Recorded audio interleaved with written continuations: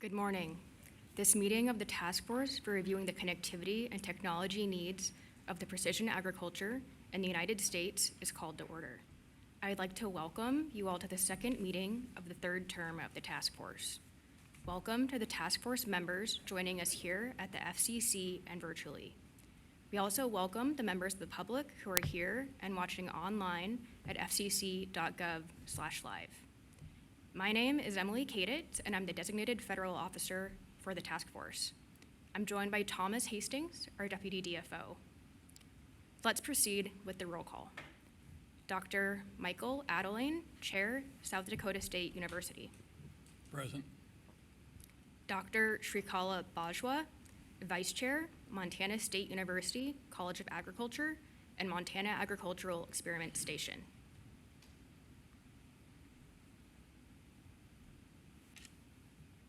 Dr. Bajwa.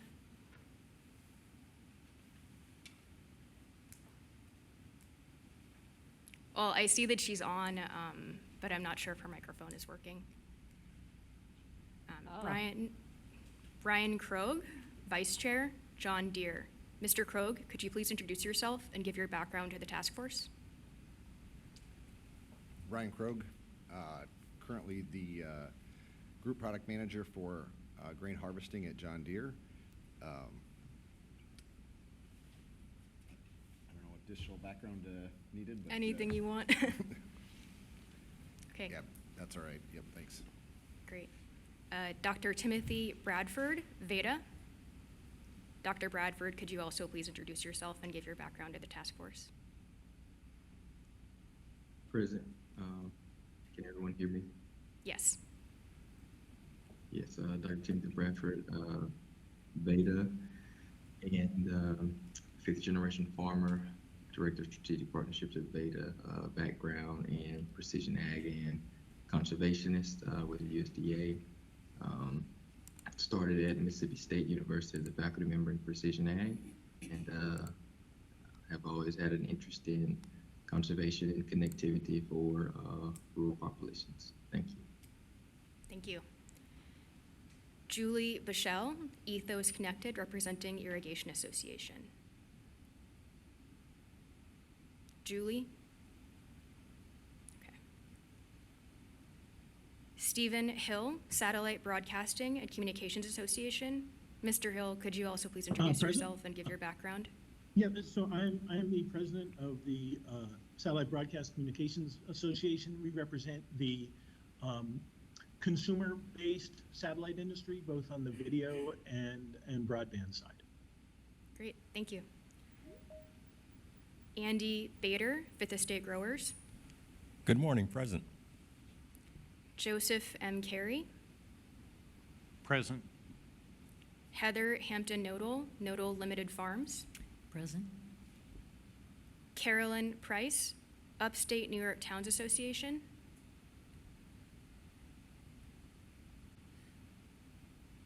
Carolyn Price. Okay. Brad Robeson, representing National Rural Electric Cooperative Association. Present. Joshua Seidemann, NTCA, the Rural Broadband Association. Present. Joy Sterling, Iron Horse Vineyards. Present. Dan Watermeyer, Commissioner, Nebraska Public Service Commission. Present. And from the U.S. Department of Agriculture, ex officio member, Andy Berkey, Administrator, Rural Utilities Service, USDA. Andy Berkey? Okay. Well, we do have a quorum, so with that, I will hand it over to the task force chair, Dr. Michael Adeline, to start the meeting. Dr. Adeline? Thanks, Emily. Well, I'm excited for this meeting in person. You know, it's been a number of years since we've been able to do this. I'm excited for the lineup of guest speakers we have. I think we have a very good set of guest speakers and really excited to hear what they have to say. I've had a preview of the slide deck, and the working groups have been doing a lot of stuff, even Heather. Try not to slack. No, Heather's great, and we just have a little match between us. But they've been working hard, and it certainly shows in the slides. So I'm hoping that everybody engages in a really rigorous discussion, and we have a good debate, because that makes for a stronger product as we go forward. So thanks, everyone, and let's move forward.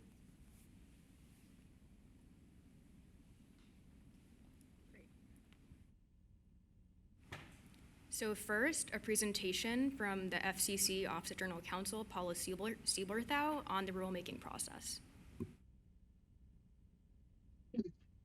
Hi, everyone. Good morning. Great. Tom is going to be providing some slides that I'll discuss with you here. So my understanding is that some of you had asked for just a little bit of background on the rulemaking process. So I'm going to give you basically a skeleton outline. If you have any questions, feel free to ask at the end of the presentation. So in 1934, Congress by statute created the Federal Communications Commission and delegated authority to the agency to run programs and regulate in the telecommunications space. And the FCC is tasked with creating more specific rules and regulations to carry out its authority and its goals set forth in the statutes. And the basic process is as follows. We would issue a notice of proposed rulemaking, which is called an NPRM. After the NPRM is issued and it's published in the Federal Register, and nowadays we show it online so people have access to it. After the NPRM is issued, there is a comment period and an internal review process to review the comments, followed by the adoption of an order, typically with final rules. Now, in addition, sometimes the agency issues, please go back to that. Sometimes we issue an NOI, which is more general in nature before we issue the NPRM. You need to go back to the prior slide, please. Thank you. Yep. And some of these procedures, not all, are required by the Administrative Procedures Act, and that's called the APA. The APA is a statute that sets forth, among other things, rulemaking procedures that all federal agencies have to follow. And among the key things is that the APA requires that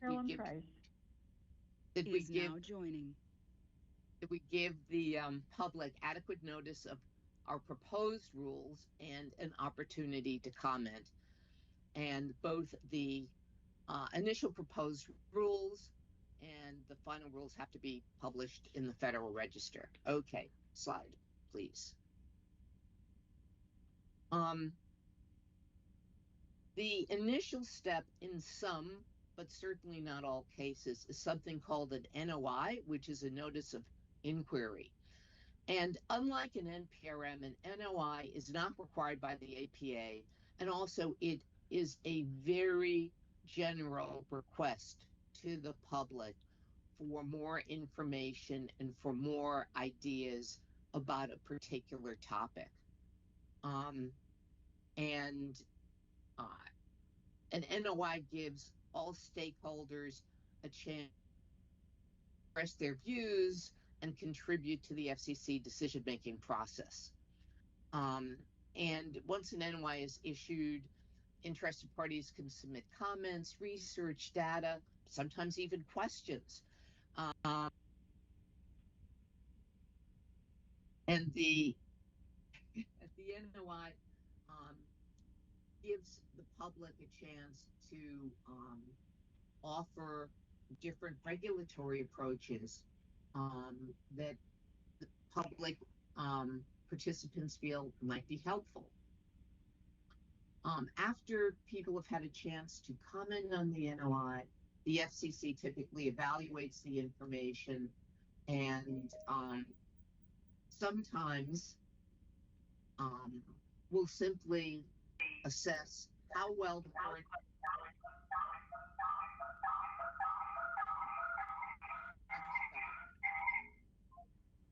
sometimes will simply assess is now exiting. sometimes we'll simply assess how well current regulations are working, what current trends are, and after the NOI, a person may decide, well, we don't even need new regulations, or may decide a whole new set of regulations are would be very helpful. And so basically an NOI is a general inquiry from which we can take in all sorts of data and thoughts that come from the public. Next slide.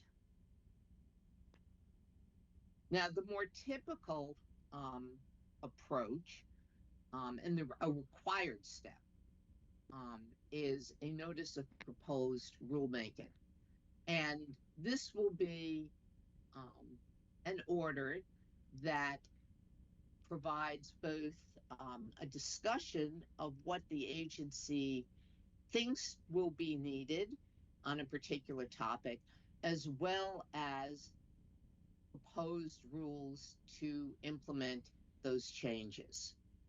And typically in the NPRM, we explain where things are to begin with, what we're doing now, what the regulatory scheme is at the moment, along with an explanation of changes that the agency is proposing and thinks are necessary to move things along and improve things. And with the NPRM, the public's invited to provide comments, and usually there's a cycle. So people provide comments, and then there's a reply comment period. And during the comment period, individuals, organizations, anyone from the public can submit comments that support, perhaps modify, and sometimes oppose the proposed rules.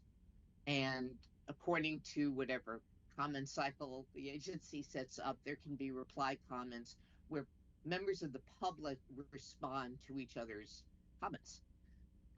And after the FCC reviews the comments, when the comment cycle is complete, at some point after that, the agency will issue, will revise the proposed rules typically, and will issue a final order. And these final rules are adopted in an order that's published in the Federal Register and typically become effective after a particular period, typically 30 to 60 days after publication in the Federal Register. But sometimes the effective date takes longer due to Paperwork Reduction Act and the need on certain things for review and approval by OMD.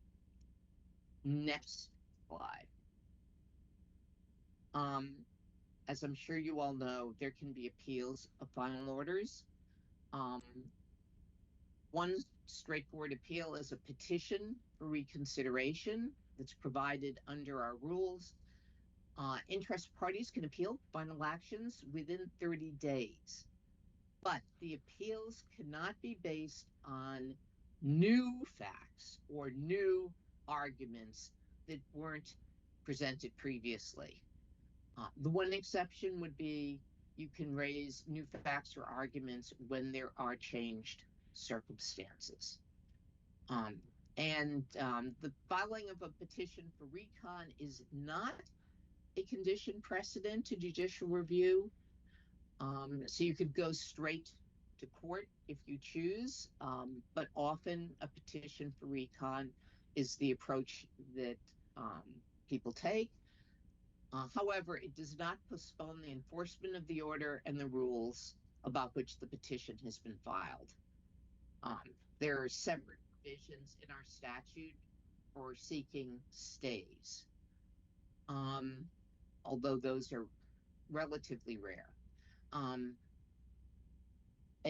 Someone who opposes the the final order can also file a judicial appeal, and that would go directly to the United States Court of Appeals.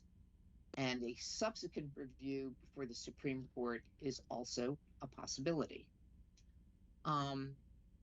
And as far as the types of challenges, it could be procedural, that the agency failed to comply with the APA. For example, maybe didn't give notice. Perhaps the agency is providing a rule on which a member of the public feels there was literally no notice, no chance to comment. That's a very common type of challenge. Another type of challenge would be the lack of authority in the FCC for what it proposes to do. And that's often, as the slide notes, that often is a question of statutory interpretation. And the third common point of challenge is lack of reasoned decision making. You know, is the order and are the rules internally consistent? Was there a fair consideration of alternatives that were proposed? And does the decision consider properly all the relevant materials that are in the record? And as you may have heard recently, there's been a change by the Supreme Court in the standard of review. They overturned what's known as Chevron deference, and most agencies are still waiting to see how that plays out. So that, in a nutshell, is how the rulemaking process works. Does anyone have any questions?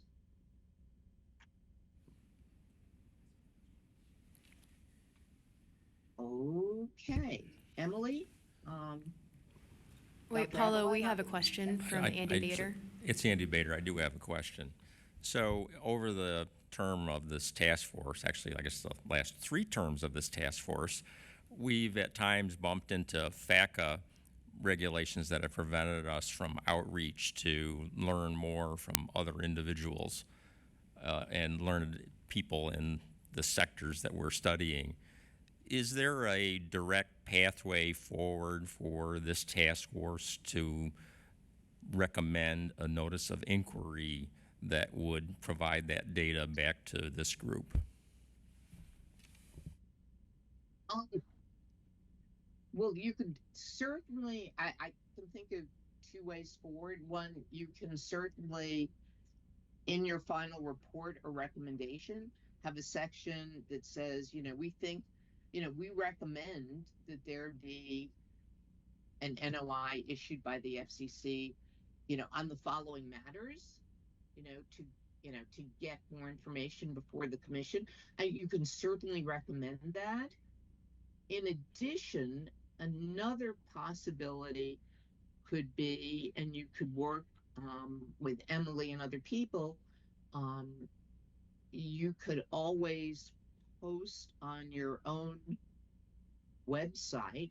This is sometimes done sort of they can't be surveys, but you could put out some very general questions, and folks in my office of general counsel could work with you to try to obtain some of that additional, and by sort of, I guess I'm saying, putting out your own form of NOI. But it just needs to be, the questions would need to be general enough so they don't trigger the Paperwork Reduction Act. But that would be another option. I mean, I don't know how much longer the term of your task force is, so it would, whether that's a practical option for you would really depend on how many more months you have to go before before you're putting out your final report. But you can certainly include in the recommendation to the FCC, you think it would be beneficial for X, Y, and Z reason to have an NOI to get further input on specific topics. So, Thank you. sure. Paul, this is Mike Adeline. I was wondering if, and certainly this task force,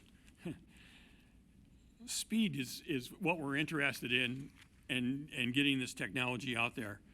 So when we're working on a recommendation related to policy, if it were adopted by the commission, generally, how long would it take for that policy to be enacted?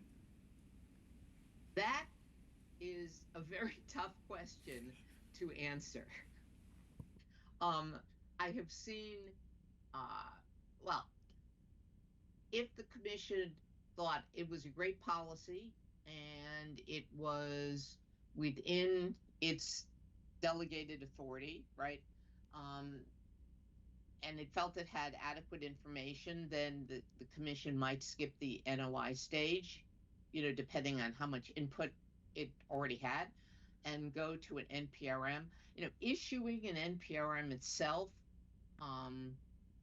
typically takes, several months.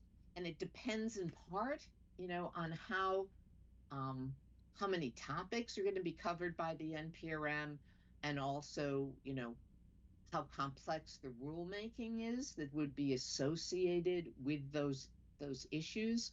So, usually, I've rarely seen an NPRM from thought to publication in the Federal Register that takes less than, several months. Could take 4 or 5 months. And then you have to go through the comment cycle, and the comment cycle and the review,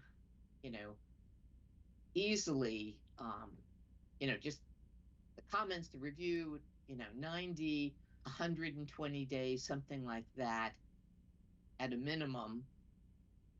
And then you have to, so, it's sort of adding up here. then you have to, go to order. You have to, get some sort of, majority among the commissioners. In some cases, we, believe it or not, actually have a consensus.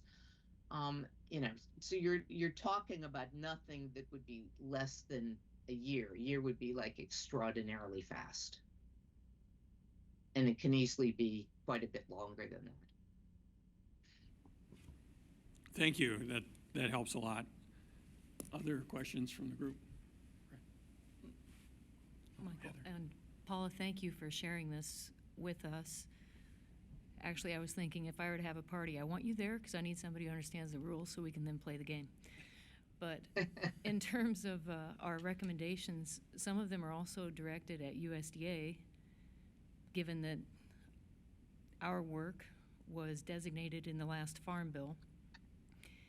And it would seem that the acts that you've walked us through also apply to USDA. So, for example, if we were to recommend that the Economic Research Service continually survey ag equipment manufacturers and input companies on data, basically data needs, connectivity needs, which was a directive set forth in the charge for this task force, that would be something that they would then take up either possibly through a rulemaking process or whatever their internal agency piece. But I guess my question becomes, how does the interagency working group function? Does that require similar notices, or can the agencies continue to share information across agencies to inform each other's policymaking process?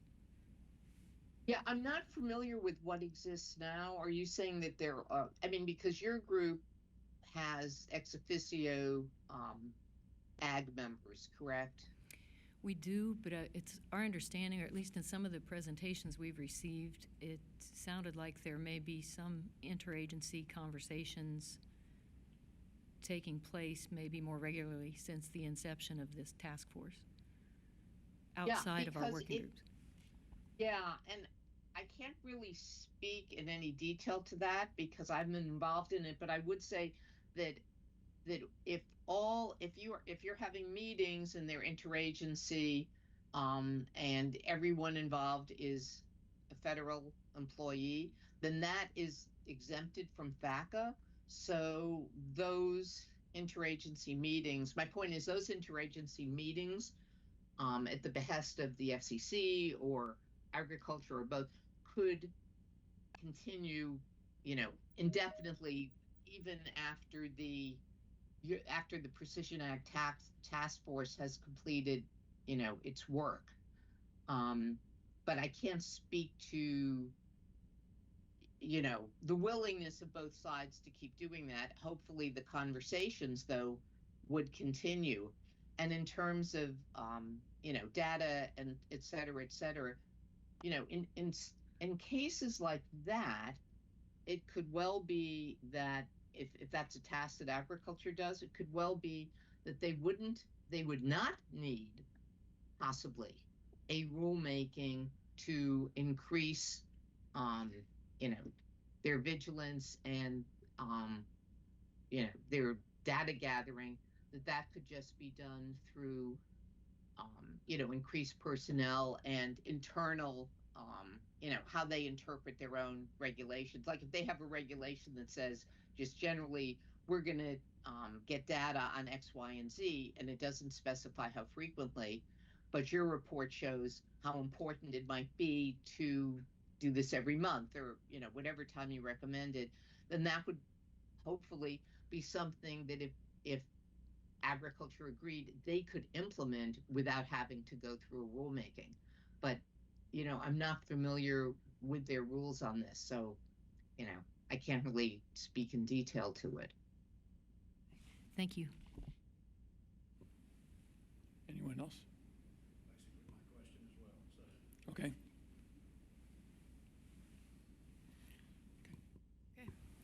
Okay, wonderful. Next, a presentation from Barren Nelson of the American Farm Bureau Federation on precision agriculture and data transparency.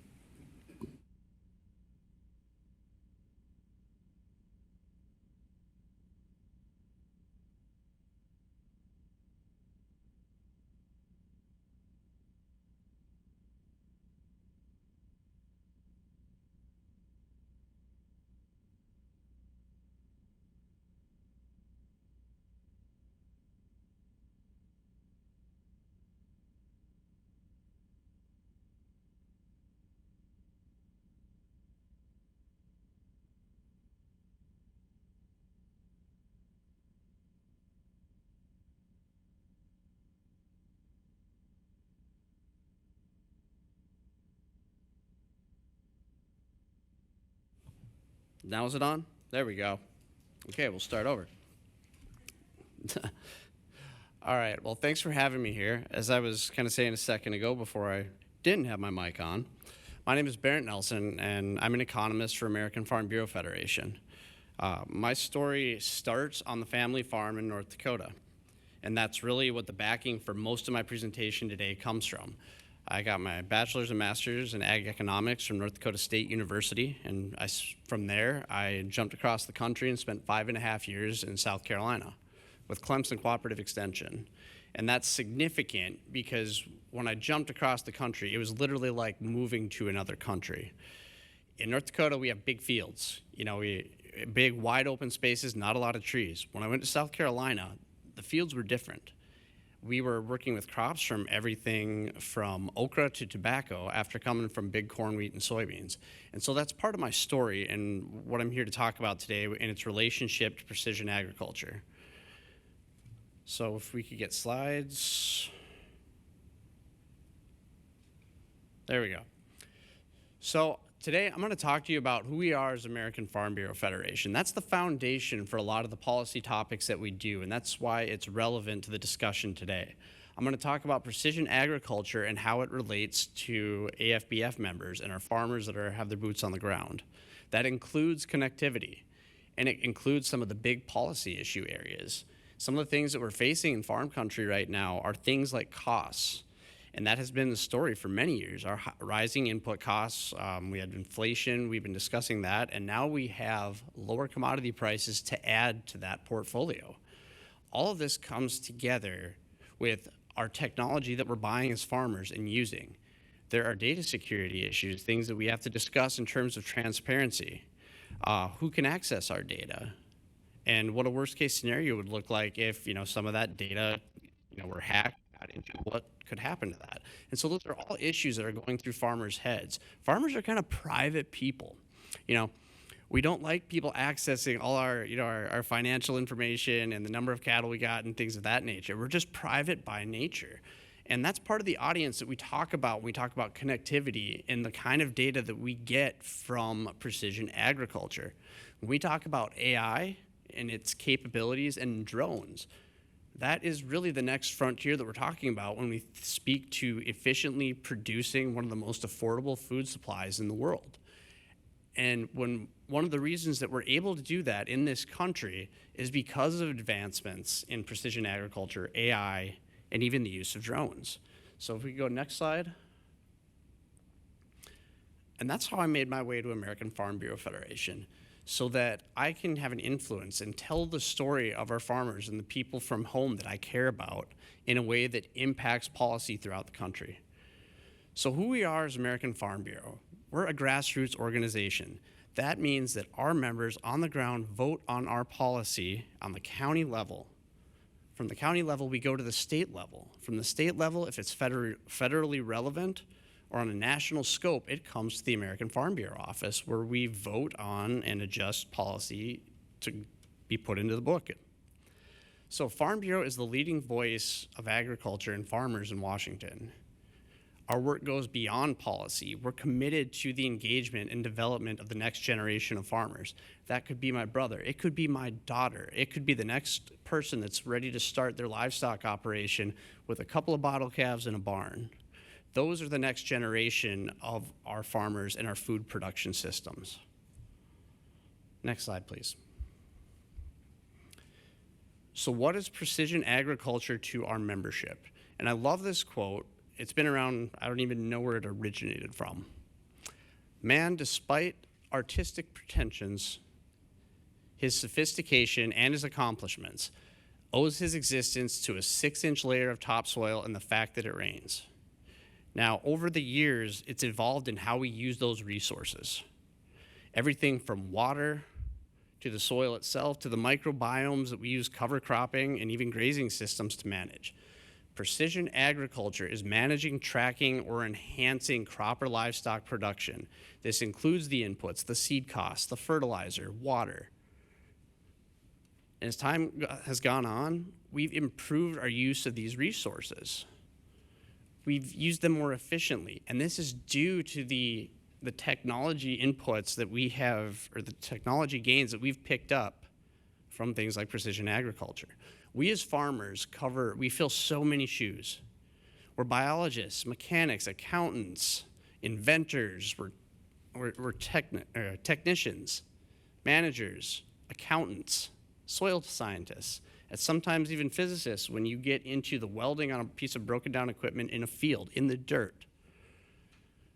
We rely on some of the most sophisticated technology in existence to produce the most affordable food, fiber, and renewable fuel supply in the world. As a country, we spend the smallest amount of our disposable income on food than any other country on the planet. And these are the things that allow us to keep doing that. And so when we look at how far we've come, think about this. This originated in aviation, was the first place we started talking about precision agriculture. If I look at a Cirrus Vision jet, that jet now has a button that we can push for an emergency that takes us to the nearest airport in an emergency situation. A person doesn't have to think about that. That's where all this started. And as farmers in the middle of a field, we use that same type of technology to guide our tractors, to guide our planter to less than a centimeter of an error. That's the same technology. Next slide, please. So how do we use it? I like to use photos from our family farm. So that's my little girl in that first picture as we went back for planting season last year. And if you can see from this, we use it from everything from tillage. That's an old, versatile tractor that has been in my family since I can even remember, on the bottom left corner there. In the top right-hand corner, that's one of the first easy steer systems that was ever used in precision agriculture. So we still use some of those foundational systems today in the most simplistic form. all the way up to that bottom right-hand corner where you see that planter in action. You can do it in the middle of the night. We can plant till 2 or 3 o'clock in the morning. And that's what allows these farmers in the Corn Belt, when we have floods or we have weather conditions that make us unable to go in the field, it is mind-boggling how much farmers can get done in a week's span of the right weather because of this technology. Next slide, please. So connectivity. This has been on the table for a long time. We've talked about connectivity. And the FCC and the USDA have made leaps and bounds in connectivity. You know, when we first started, we used a radio system from our farm where I remember the handheld base station down in the farmhouse basement where you pushed a button, you had 2 buttons on either side, and that's how we communicated, that's how we ran things. There was no satellite guidance at that time. We were always proud of good old Dad and how he could drive his tractor so straight. His planting lines were straighter than any of us ever could get them, and they probably still would be today. But this connectivity is a big deal. That picture right there, look at the geography there and what you see. You're standing at the top of a hill. You're looking down into a valley. You can see the edge of it. Now that's a remote area. The nearest Walmart to our farm is about 60 miles away. And so connectivity in these places is challenging. We're connected to both broadband, and I'm standing right next to our RTK tower that serves our entire farm. So that tower and access to that piece of equipment, there's not a value you can put on it to our farm. It has to function. The FCC and USDA has made leaps and bounds, but there are still areas that struggle with this connectivity. And we had some issues this year. For the first time in my life, we had outages this year related to our RTK system and had to switch to WAS. Now, we were not alone. So what I'm talking about is the RTK system is that sub-centimeter, accuracy that we need for our planting systems. In a pinch, we can use wide area augmentation, which puts us about within an 8-inch accuracy. And so there's a little swerve in the tractor across the field, but it's barely noticeable. So next slide, please. So this year, when some of these solar storms happen, we did have outages. And these were significant in terms of planting. I talked about how much farmers can get done in that week window. Well, where you don't have 5G connectivity, you're reliant on that satellite access. That RTK network, that tower that I was standing right next to, that's what we rely on to make this stuff happen. And so when we had those solar storms, for the first time we had these outages. I think there were a total of 3 of them this year that we experienced during planting. Now the first one was just a Trimble issue, and it took a little bit of resetting in a couple hours, and so we just had a nice long coffee break and a late start, and it wasn't too big a deal. These solar storms were a little different. And these outages were something that a lot of these companies and managers were not ready for because they faced a lot of calls. So you have all these farmers that are sitting with planters in the field ready to go, and all of a sudden this manager has to make the changeover for that farmer's equipment to go from the RTK system down to the wide area augmentation. And that took some time, especially when those individuals were spread so thin. And so it wasn't just an instant turnover. And that happened, like I said, 3 different times. There was a 2 to 6 hour window where our systems were down and the changeovers took that much time. So I think that's something to think about when we talk about the timeliness of getting a crop in the ground. The timeliness of that and that connectivity is what allows our farmers to really get those planters moving or get the combines moving this time of year. We rely on that stuff to collect data. It's not just driving the tractor straight. The data that we can collect using these systems is monumental. It is unbelievable what you can get. Your field moisture across the field, your yield differences across the field. So all of these things are coming together to measure our input to output.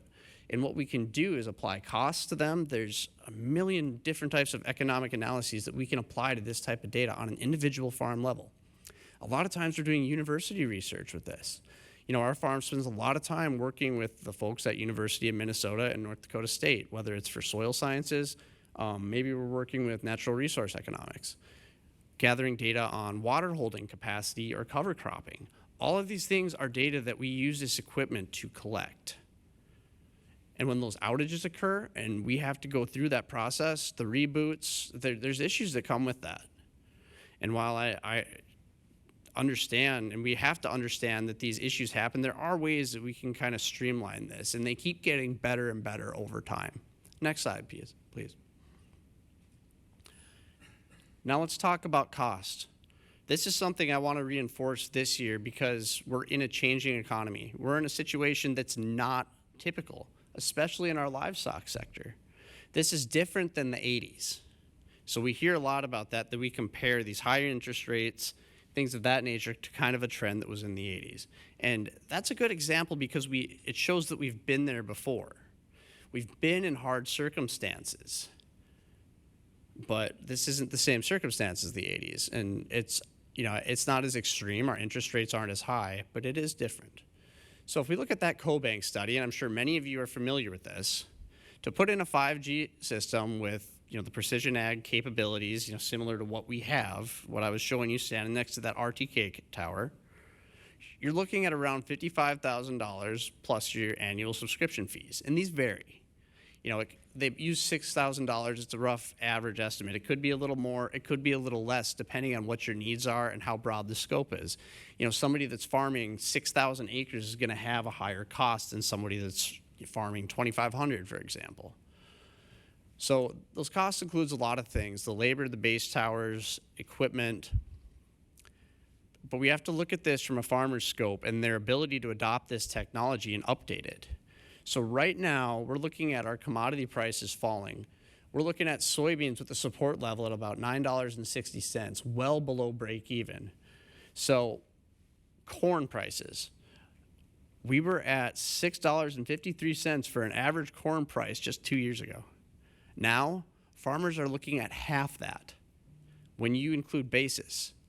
That's the difference between futures and the local elevator delivery cost. So a lot of these guys are looking at $3.50 for a price received for corn.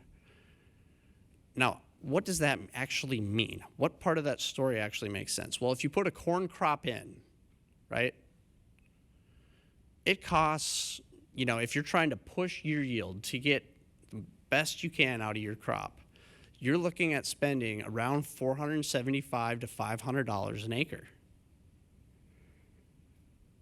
So if you do that math and you say you've got 1,000 acres of corn, that's a $475,000 crop you've got.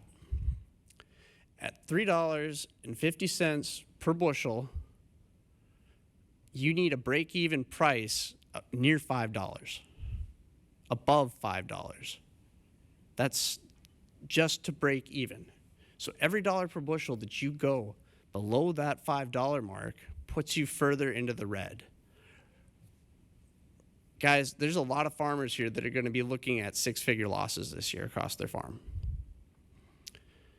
There's a lot of credit issues that are associated with that and things that they're going to have to finance. They're going to have to be purchasing assets that have a return to investment.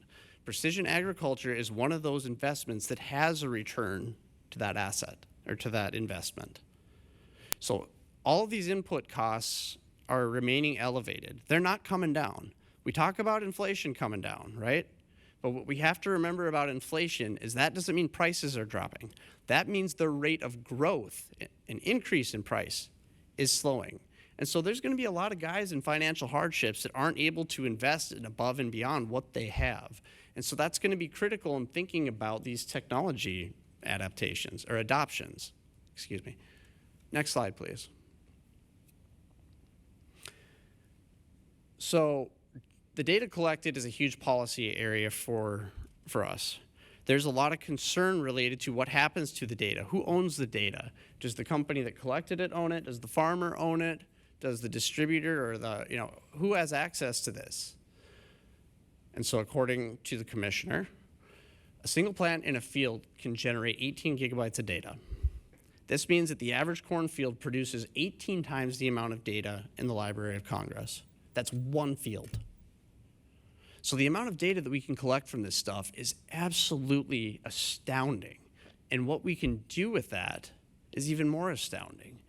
Again, the moisture. We can do soil moisture yield and apply that to our fertilizer inputs, everything that went into that 1 acre of corn across an entire 200-acre field.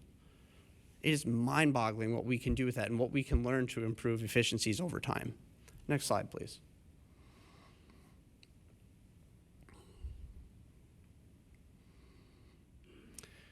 So, American Farm Bureau Federation observed that a lot of farmers were having concerns to do with this data. And so we started a working group, and they drafted the privacy and security principles for farm data and what developed into today as the core ag data principles. Now, this program is called Ag Data Transparent. And this is a program that developed a series of questions that can be distributed out to a given company, whether it be Field View or any of the other AI technologies, or major companies that are putting together precision agricultural data or collecting data. They go through this series of questions, and it's evaluated based on these core principles to make sure that data is secure, to make sure that data transparency is known, and that the legal boundaries are clearly defined. Next slide. So looking at these core ag data principles, there's categories for each of them. These are the categories that were developed by the working group. Now, when companies fill out these questions and surveys, they're then, they go through the process, and areas of weakness are identified that could be improved, or areas that are done well are, they're selected and identified. Next slide, please. When that happens, there's a certification process. And we've got about 40 companies that are involved with this. And it's everyone from Barren, Syngenta, Field View is one that I mentioned earlier. And I don't have the list in the slides. I decided for time's sake we just roll on. But there's several companies that are involved with this. And it's a big deal. It helps farmers feel that their data is safe.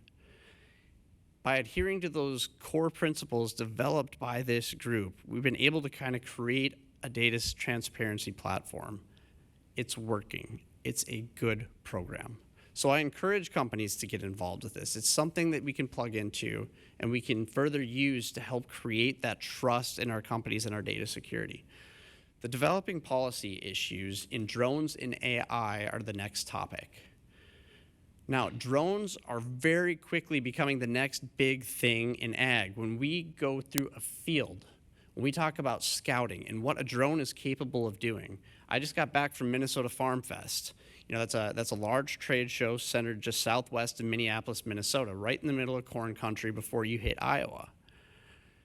And what you can now do with a drone, you can go through a field and isolate problem areas for weeds. That drone can laser spot weeds in a field, spot spray that weed, and move on to the next, more efficiently than ever. So when we think about this on a global scale, like I said earlier in the presentation, this is one of those areas that's really the next big thing. Need my slide back. There we go. So what happens when we pair this is now joining with AI? So drones and artificial intelligence. What if my drone could learn my fields? This drone could go out, collect data on disease areas, problematic pest areas. It can monitor livestock to see if I've got a first-time heifer calving and having problems. I can then be notified and have an alarm go off in the middle of the night that tells me, get out of bed, this cow needs help. That can all be done with the use of AI. That cow then gets marked something that you have to pay attention to watch in the future. This is how these things, these data tools can be used to learn an individual operation. So the next question is this data secure? Who's collecting this data? How can it be used? How do we know this data, this type of data, is safe? And there's a lot happening in this space. We have to know that our data isn't going to be shared. There's a lot of questions over what if something like this were to get hacked? On a large scale in the United States, when we have drones using this type of technology, what if it was going over a seed development facility or something for infrastructure? These are issues that are starting to come up and questions that are starting to be asked. What's to stop a major manufacturer? What happens if a patch gets updated and all of a sudden that data is available to a foreign country. So all of these things are developing issues that we're opening up in the policy space. And there's going to be a lot of advisory going forward at how we keep this data safe and secure in the country. Global market share is a big deal, and that's an area of focus that's starting to happen more and more. There are large companies that control a massive global share of the drone market that are located outside of the United States. And as we kind of investigate that, there's going to be a lot more opening up in that corridor to see what that means for data security. Next slide, please. So with that, I'd like to kind of wrap this up with that little sunset photo. It's one of my favorite pieces on Earth. What you can't see in that photo is that about 2 seconds before it was snapped, the guy in that tractor, he left the PTO running as they were dumping the soybeans into the grain cart. So what did that do? That created about a 100-yard strip of soybeans down the field as I was running through like a fool with my hands in the air trying to get him to turn it off. So I think what I'm kind of bringing home with that is that all of this technology still comes down to the farmer. The farmer still has to be the man in control. He's the one that is the accountant. He is the innovator. He is the entrepreneur. He is at times a makeshift veterinarian and a doctor. All of the things that this farmer has to do to keep these things running smoothly and efficiently. And keeping him secure, safe, and given the resources to affordably operate are absolutely key to his success and to the United States to continue to grow that affordable food, fiber, and renewable fuel supply. And I'm open for any comments, questions, or discussion. Questions from here in the room? Andy? Heather, you're slowing. You know I'm never shy. So the question I have, we're many years behind in a replacement of our GPS system in the United States from the satellite perspective on down. What are your thoughts on the potential peril that puts our agricultural system and our economics of the country in general in, because we are so far behind on replacing the overall GPS system? I think in terms of efficiency, we have to keep these things moving forward, first and foremost. When we look at ag research as a whole, this is one area that we are kind of starting to fall behind in, and this isn't brand new. It's not novel. When we look at the spending on public ag research, we're being overtaken by a lot of European and even China. The amount of money that they're putting into their ag research system compared to the United States, it really doesn't compare. We are straight up falling behind, and keeping that ag research funded is one of the keys to success in that area. When you look at drone adoption or what we're doing with our GPS systems, I mean, you saw that old versatile tractor with that easy steer system on it. That is a dated system, and yet we're still operating on the same foundations that are there. Now, I'm not an expert of what the next frontier is going to be in satellite world. I'm a farm kid born and bred, and I'm an economist. I do the numbers. I'm definitely not a tech expert. But I can tell you that in that area, if we do not keep making progress forward, we are going to fall behind. And something to consider, it's like the livestock sector. It's one of my biggest worries involving our low cattle inventory right now. We have all these financial obstacles in place in front of a lot of our new or young farmers. And if we lose market share, global market share is a very difficult thing in macroeconomics. If you lose it, it is very difficult and it takes a long time to get back. And so if we don't remove some of these barriers to adoption of technologies and advancing forward in our technologies, and we start to fall behind in that efficiency, we have fallout. Fallout comes in the form of affordable food. Food costs go up. And that could be one of those things that sets us back in being able to produce one of the most affordable food supplies in the world. That would be a problem. And so that's why we have to keep moving forward. Joy, I have Stephen online. We got a couple questions from online. Yeah, thank you. I'll just really brief. Is there concern, or what is the concern of with the continuing involvement of technology and having farmers decide, what makes sense for them? I mean, look, this big investment, but is the investment I put in today, is that going to be obsolete, a year from now? And where's that cost benefit analysis? I'm just curious because we see this in lots of industries. Especially on years like this year, and I would say even in the years ahead, where you have to be investing in something that generates a return. And so if you're investing in something that generates a return, you spend your $50,000 or $55,000 on your system. If you have concerns, it's going to be obsolete in a year. That's going to be a huge deterrent to investment in purchasing that product. And I think as you look forward, we know that precision agriculture equipment pays dividends. It does not, when we're talking about, that difference between $3.50, per bushel for corn compared to $6.53, that being a $400,000 difference on, a 100-acre field. It doesn't take that big of an investment to make a difference in that space. But if you don't have the working capital to purchase it, and it's not going to be worth as much next year, are you really going to be making that investment? And so as we think about these things, those costs have to be worked into the equation. If they're not, people won't invest in it. Farmers and new incoming farmers in particular, the younger group is particularly good at taking advantage of these technologies and implementing them. The older generation, even my age, is not as good as the incoming generation at adopting or is willing to adopt these technologies as quickly. The next generation is going to be absolutely key, but we need to pay attention to the fact that working capital is getting depleted, and so affordability in that realm is going to have to be a consideration, and longevity of the investment has to be considered as well. Shrikala?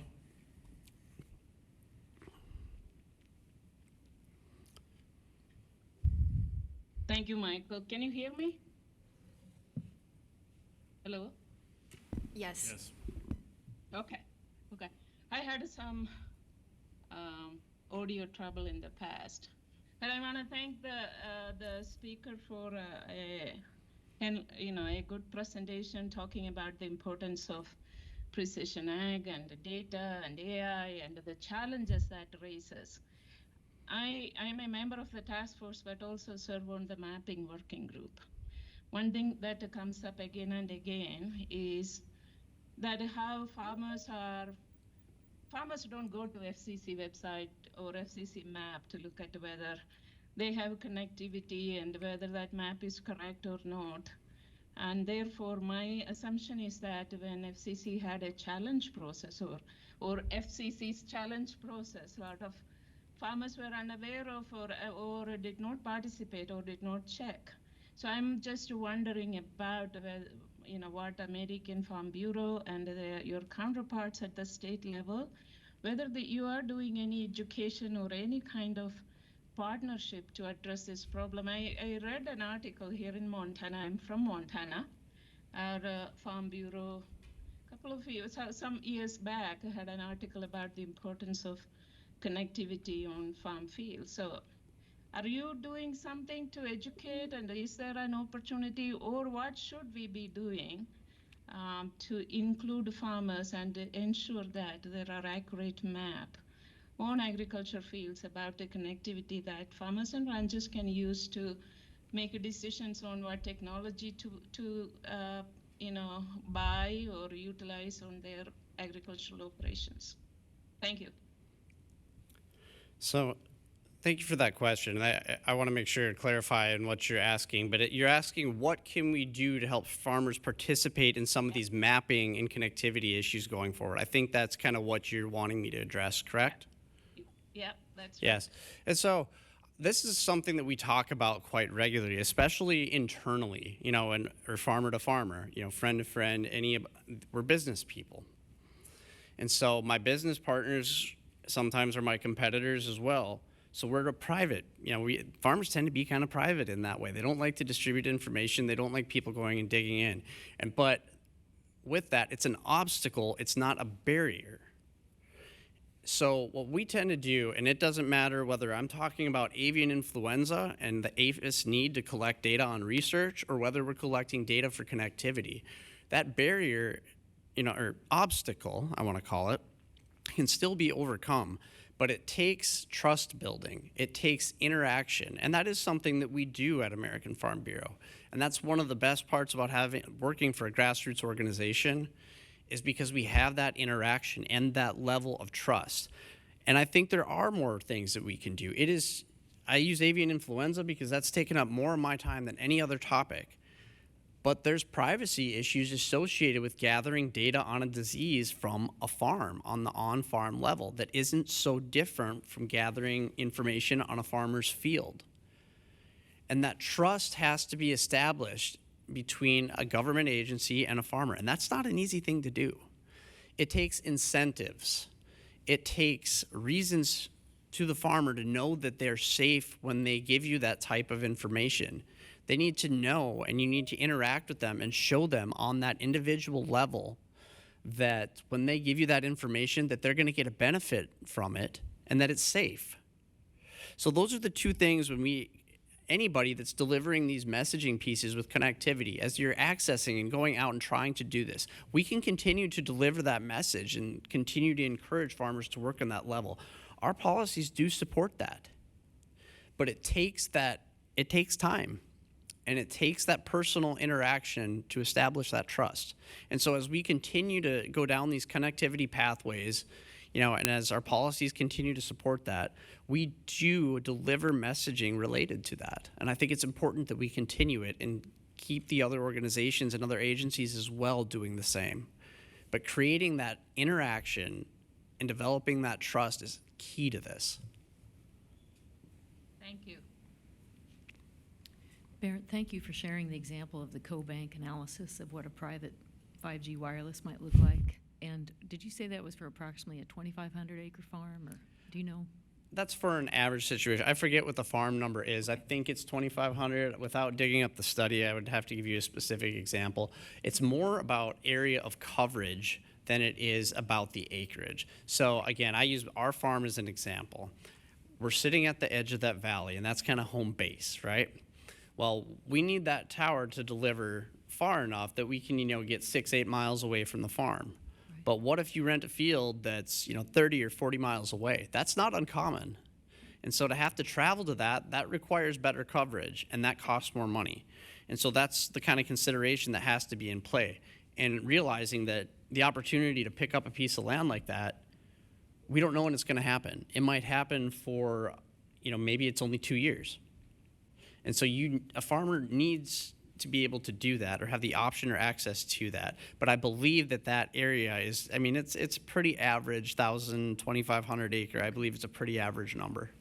Well, just thank you for just bringing this dose of reality to the conversation, because in our Precision Ag Task Force recommendations in the past, we've talked about exploring the possibility of private 5G networks. But I find myself taking a step back and saying, why are we even proposing this when we have companies advertising nationwide service? Well, the reality is, we know from major equipment manufacturers, 45% of our farm acres can't even get a cell signal. By cell signal, I mean mobile wireless. Yep. And what we know as farmers is we have to be able to make those decisions from the palm of our hand, right here. Precisely. A lot of it drives the equipment, but ultimately this becomes your mobile desktop where you're making decisions on the fly, whether you farm in the same 6 to 8 mile radius or across 21 miles or across 3 states. So from a Farm Bureau perspective, this kind of relates to Shrikala's question, I think, about mapping. How can we, what's your organizational perspective on how we can drill down and get serious movement toward better mobile wireless connectivity? Because my theory, my proposition is I think we'd have much greater uptake of precision ag technologies if we had reliable, quality service. I would agree with that very strongly. And we have to think about it what's realistic here, because when I have a phone and I'm on, maybe I'm taking a meeting heading home, I take the train, the VRE train, from our office from LaFont Plaza out towards, basically towards Manassas. And my coverage, even in that, in DC, is in and out and in, all over the place. So when you add that to a remote area, again, I'll use North Dakota as a proxy here because we have spotty service. But there are times in North Dakota even where we have better service than I have in Washington. And so that shows you that the consistency of coverage, depending on your network, who you're working with at times, can be, it varies. But that coverage, to know that I can be in a remote area, that field tucked away on the edge of a hill, to know that I can even get in a vehicle and drive up that hill, sometimes that's enough. Because the type of decisions that we're making, you're right. When we're going through a field, maybe you're spraying something, you need a new product. You have to decide on the fly if you're going to invest in that product, make the additional cost per acre work in that field. Then you have to be able to access somebody to call. You have to be able to do the calculations, get it in your tank, and get it applied to that field. Sometimes we need to do that in as little as an hour. We lose our window. We may have rain coming. If we have flowering wheat that's susceptible to disease, and we need to make that decision now. Offering that level of coverage to where they don't have to be concerned with it is one of those incentives that I'm talking about when we talk about establishing trust. That's an incentive. And that type of incentive, when you're talking about a big investment, that will pay dividends in adoption. I couldn't agree with you further or stress the importance of that. That's what I'm talking about when I talk about incentives. And that helps that farmer generate that return on that asset. It's not a wasted capital investment. Do you think you and Roger, other members on the econ team there at AFBF, do you have some additional data that could inform us regarding this connectivity piece? What we're seeing on the ground across multiple states and where maybe some problem areas may be?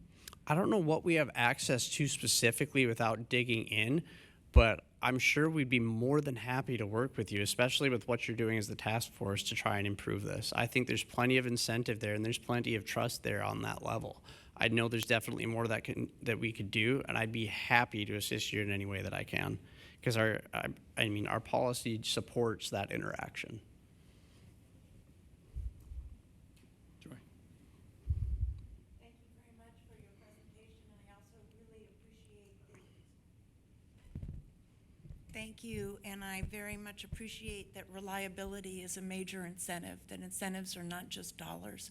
But you mentioned barriers as being the key problem. Could you name the top barriers that are preventing us moving forward? Moving forward with the adoption of precision technology, or? Moving forward for being competitive globally and providing the food and fiber that we need in this country. I think our number one issue right now regarding remaining, a leader in the agricultural field is keeping our farmers farming, the sustainability of agriculture in the United States. And that is such a tossed around term, but what that really means is that we are stewards of the land and our environment in a way that financially allows the farmer to continue farming. So you have two pieces there. You have the environment and conservation side, and you have the financial side. And right now, when we look at the next generation, trying to grow a farm right now or trying to start is a huge barrier. And so that's the financial side of it. We are in a down ag economy. This is going to be a very hard year for a lot of our farmers. We lost 141,000 farms in the last 5 years. Right now, if you look at Chapter 12 bankruptcies last year, they were actually down. But our costs are up, our prices are down. They've gone this way, opposite directions of each other. And so that financial barrier is probably the biggest piece of it. And as far as remaining a global power in production, I think the second biggest piece that we have to work on is that ag research piece, because they go hand in hand with that financial barrier. If we don't keep our strong foundations in research, we're not going to have the data that shows that these tools are worth the investment. So those are the very foundations of sustainability and technology adoption that keep us producing food more efficiently than anybody else can. And we have to be aware that in these down ag economies, when we have problems like this, without the farm bill like we're sitting at now, and the further we get along in this without a farm bill or a safety net, that puts our guys in worse financial shape with less financial security. There's a mental health aspect to it there. You know, there's a stress involved to trying to own a business and survive that kind of a scenario. And that's another obstacle to climb over. But I think to overall sustainability and efficiency, we have to get this ag economy financially in a place that keeps our young farmers coming back into wanting to keep doing it. The lifestyle is desirable. Our surveys show that farmers are one of the most trusted industries or, you know, private sector businesses in the country. But those financial barriers are huge. And so we got to get that right, and we got to get the ag research right. So our university systems can work together, so our extension systems can function. You know, if we fall back on that ag research side, and our extension, the way that we deliver our messages from doing that research to our public, if that falls apart, we don't have much. You know, we have to be able to deliver that research once it's there. So there's improvements that can be made across the board, but I think those financial barriers, number one, and the research pathway are the two that are really most essential to keeping us a global power in agriculture.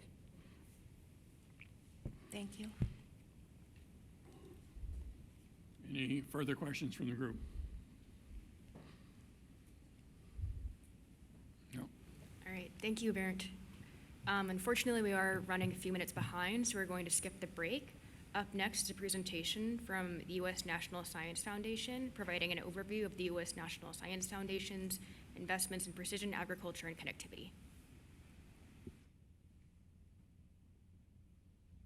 Thank you. I'm Ellen Zagura. It's good to be with all of you.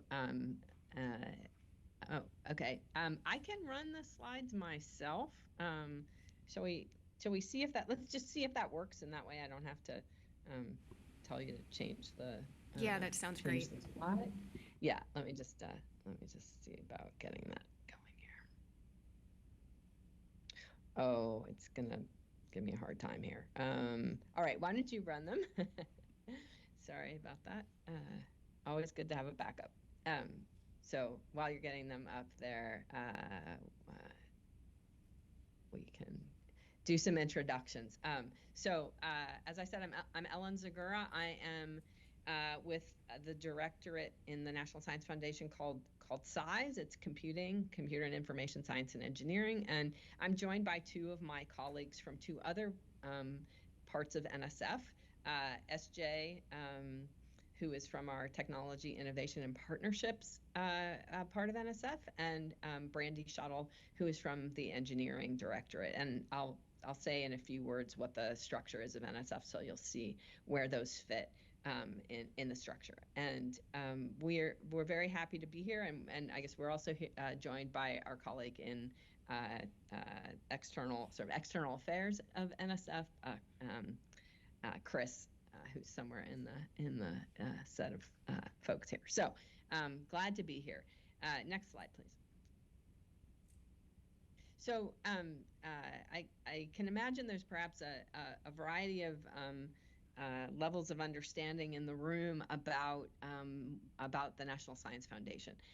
It's been around since the 1950s, and it has a mission to promote the progress of science, to advance national health, prosperity, and welfare, and to national defense. Let's see, there was a comment about increasing the audio. I don't know if you all saw that, and whether there's something that can be done in the room. So we have the current director, Dr. Ponch.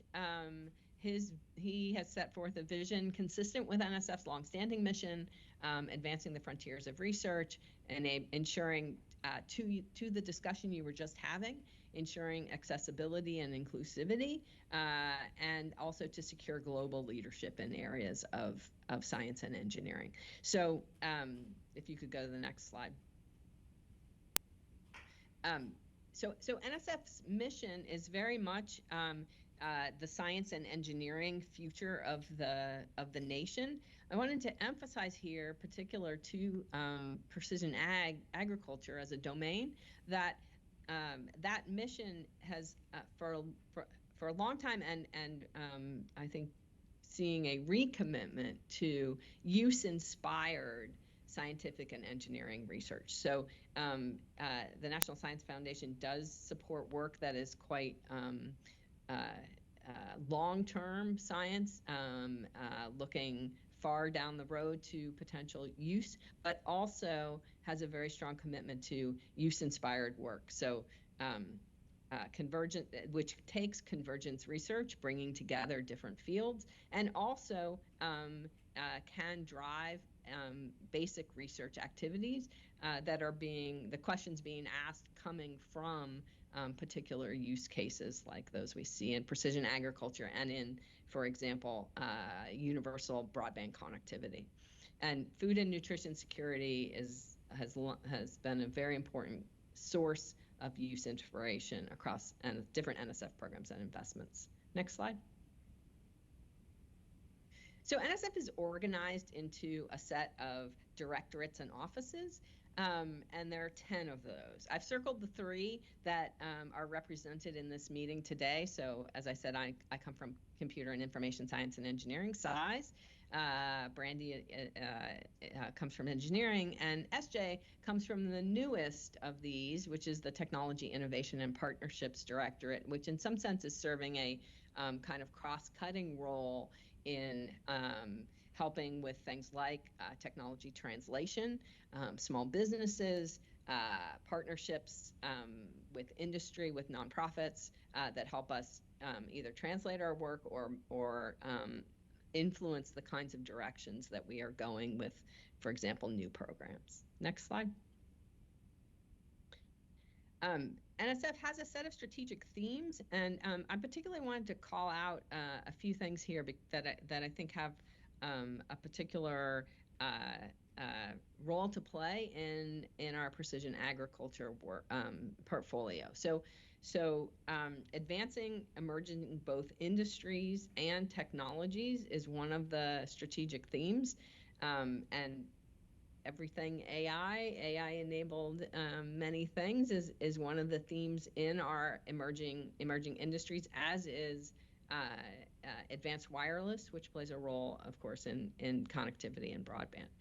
In the Creating Opportunities Everywhere, I wanted to highlight the commitments that the foundation is making to funding in EPSCoR states. So, the EPSCoR state map is very much an overlay, I think, of the places where we see a lot of farm activity in the U.S. And so we are prioritizing being able to get resources into EPSCoR states to help build up research and research capacity, and that's a long-standing commitment that was set out in the CHIPS and Science Act, and is changing conversations within NSF and changing our outreach and our interest in being deliberate about connecting to EPSCoR states.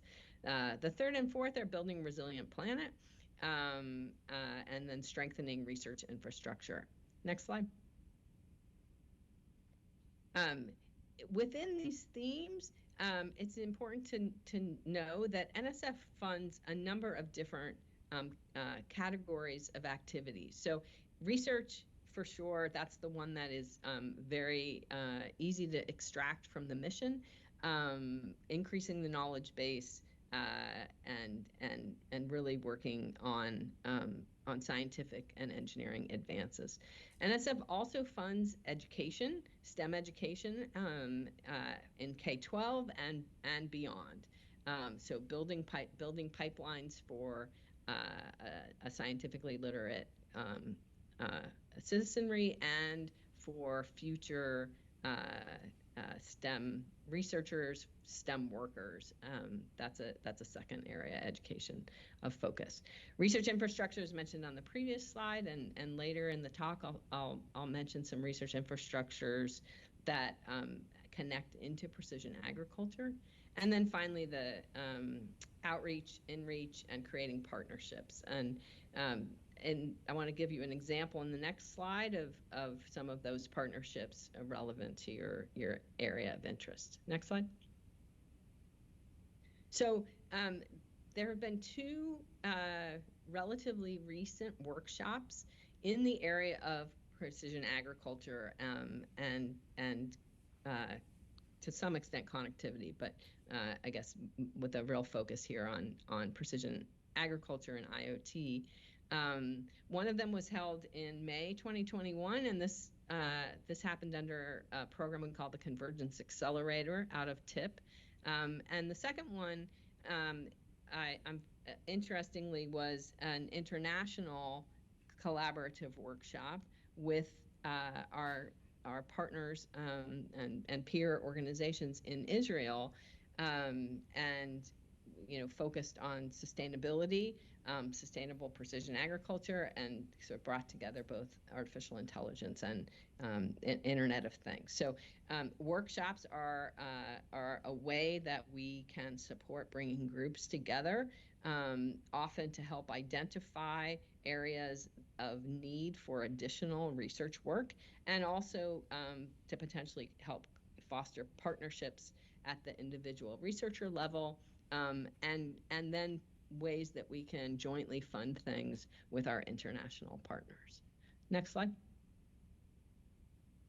Okay, so this slide, the purpose here is to give you a window into the kinds of funding opportunities that we have at NSF. So NSF, one of our most common way that we solicit and then review and fund proposals is through our program solicitations. So these are requests for proposals. They're made public to the community. They explain some scoping. That scoping may be very broad. The scoping may be more narrow, and they explain, what the instructions are for responding. We receive those proposals, we run them through a peer panel review process, and then we make decisions on funding. So and you can do a search for NSF program solicitations, and I'm going to name some going forward that are particularly relevant here. We also have Dear Colleague letters, where we use these to call out special opportunities, maybe to elevate a particular topic in an existing solicitation, and we can use those to supplement awards. I'm going to skip over the supplemental funding and speak to this eager and rapid. This is a category. These are categories that were meant to help fund high risk and high reward research proposals, and that are not necessarily well aligned with any existing solicitation. They might be a kind of out of the box idea, and those, we don't fund a ton of these, but they do provide some agility in our portfolio, to call out some things, to fund some things in a process that is more streamlined than our program solicitation process. So for example, during COVID-19, onset of COVID-19, there were some awards made in this rapid category to try to get some work going quickly to be responsive to that situation, rather than having things go through, or as a complement to things going through our regular processes. Next slide. Okay, and now I'm going to use this slide to structure the rest of the talk. So these are categories of, so we have ways to ask for researchers to submit things, and orthogonal to that, we have 4 different types of funded efforts. The first, institutes and centers. These are our large scale efforts. They're generally cover multiple institutions. They will often bring in both industry and academia. Sometimes they involve other partners in the federal government, including the USDA. We just lost your sound. Do you hear me now? Ooh. Check. Okay, thanks, Brandy. Okay, so institute centers, these are large, and they tend to last for a good period of time, 5 years, 10 years. The engineering research centers are an example of that, and we have one that we'll highlight in just a few slides. Our most common, in terms of the number of projects we have of this category, funding projects, is our sort of straight up research projects. So these are a single or a few researchers working together. They respond to these solicitations that we put out. We have very broad solicitations, core solicitations, where there's a lot of freedom on the part of the investigators for what they propose to do. We also have some more specialized solicitations where we're trying to generate and support an activity in a little bit more narrow scope. I mentioned education in an earlier slide as part of NSF's mission. We have a number of ways to fund education efforts at the K-12 level, community college, and 4-year. We also support various kinds of upskilling and reskilling training. We're seeing a lot of interest now in AI-enabled, in upskilling for an AI-enabled workforce. We also have research experiences that we make available to undergraduate students, to K-12 teachers, and then a set of graduate and postdoc fellowships. So sort of along the whole pipeline of education, we have investments that really help with the STEM pipeline, as I said, at all levels, including at a training level. And then finally, research infrastructure, which runs from sort of campus or farm scale to national scale to international, and spans from very relatively general purpose to highly specialized. And we'll give an example of that in the precision agriculture and connectivity space. Next slide. Okay, so let me talk about institutes and centers. Next slide. So one of the long-standing forms of centers in the National Science Foundation are our engineering research centers. These last for up to 10 years, and there have been 75 of them over the history of the program, and it's almost a 30-year history. Many spin-off companies coming out of those efforts, quite a lot of patented advances, and many students who came through ERCs. And the whole idea there is to fund things that bring together engineering and science and are having an impact on society, things that would not happen if we didn't bring together these multidisciplinary teams and have a particular focus on a topic area. Next slide. So in the current portfolio of roughly 20 engineering research centers, we have one that is called Internet of Things for Precision Agriculture. And it's, as you can see across the bottom of the slide, it's a multi-institution collaboration. Its focus is on food, energy, and water security, and it's in the area of technology and crop production. So I won't read you all what's on this slide, but you can see that there are a number of things that have happened using technologies such as sensors, soil sensors, and then networking to gather data from agricultural sensors.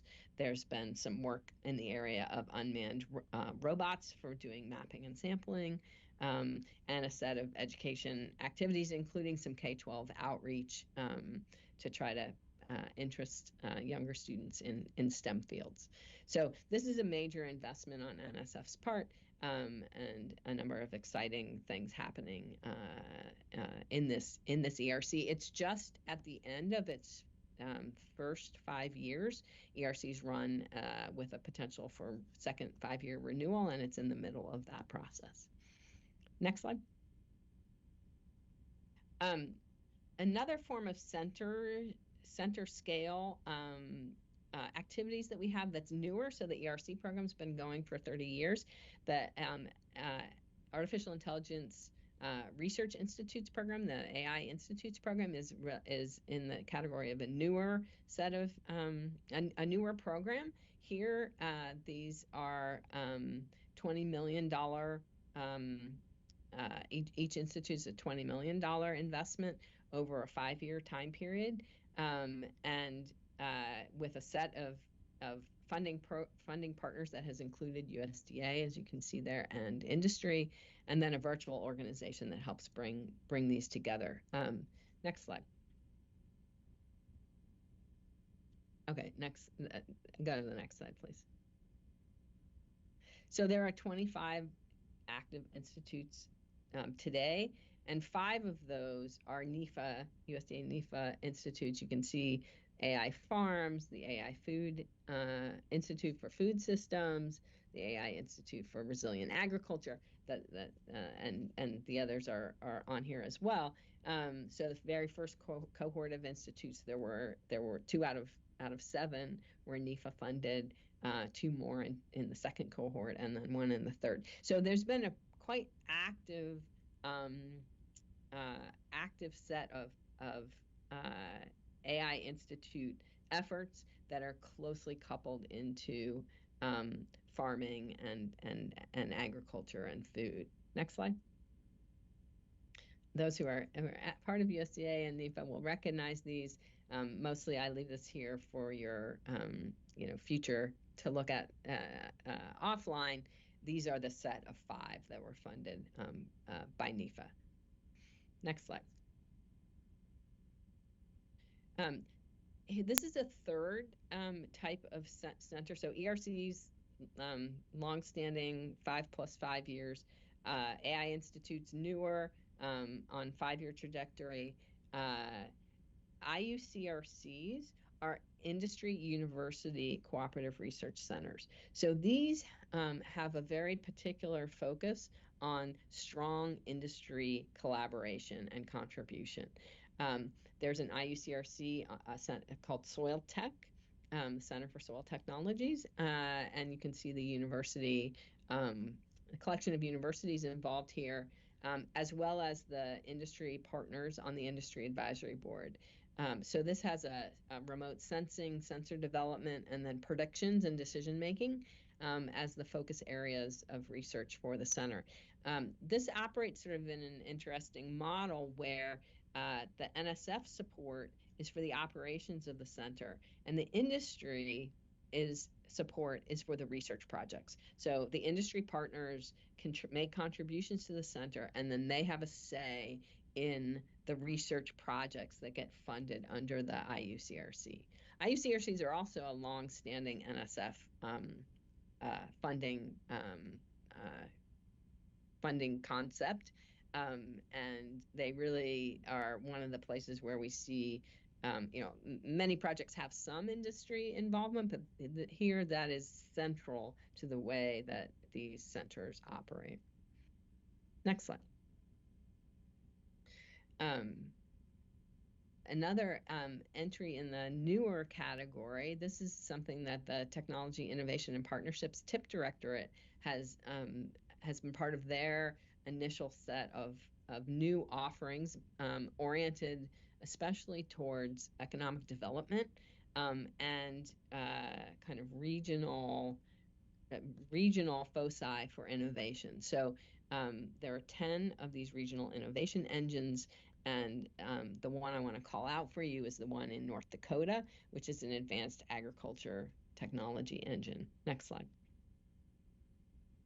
So that North Dakota, it's at North Dakota State, serves the entire state, and it has 65 partners and is a $160 million over 10-year investment. It combines genomics, climate modeling, nanoscale sensors, networks for monitoring and improving the growth of crops. So it's got a broad, a broad scope to it. And as you can see from the number of partners, a lot of interest in the state and outside in being able to really focus on agriculture and technology. Next slide. Okay, so that was a sort of quick rundown of institutes and centers that are operating in the agriculture and science and technology space. I wanted to mention now some research projects and programs, and just to orient you here, remember that these are ones that that are typically a relatively small group of researchers and working on problems that can be done with a small number of grad students.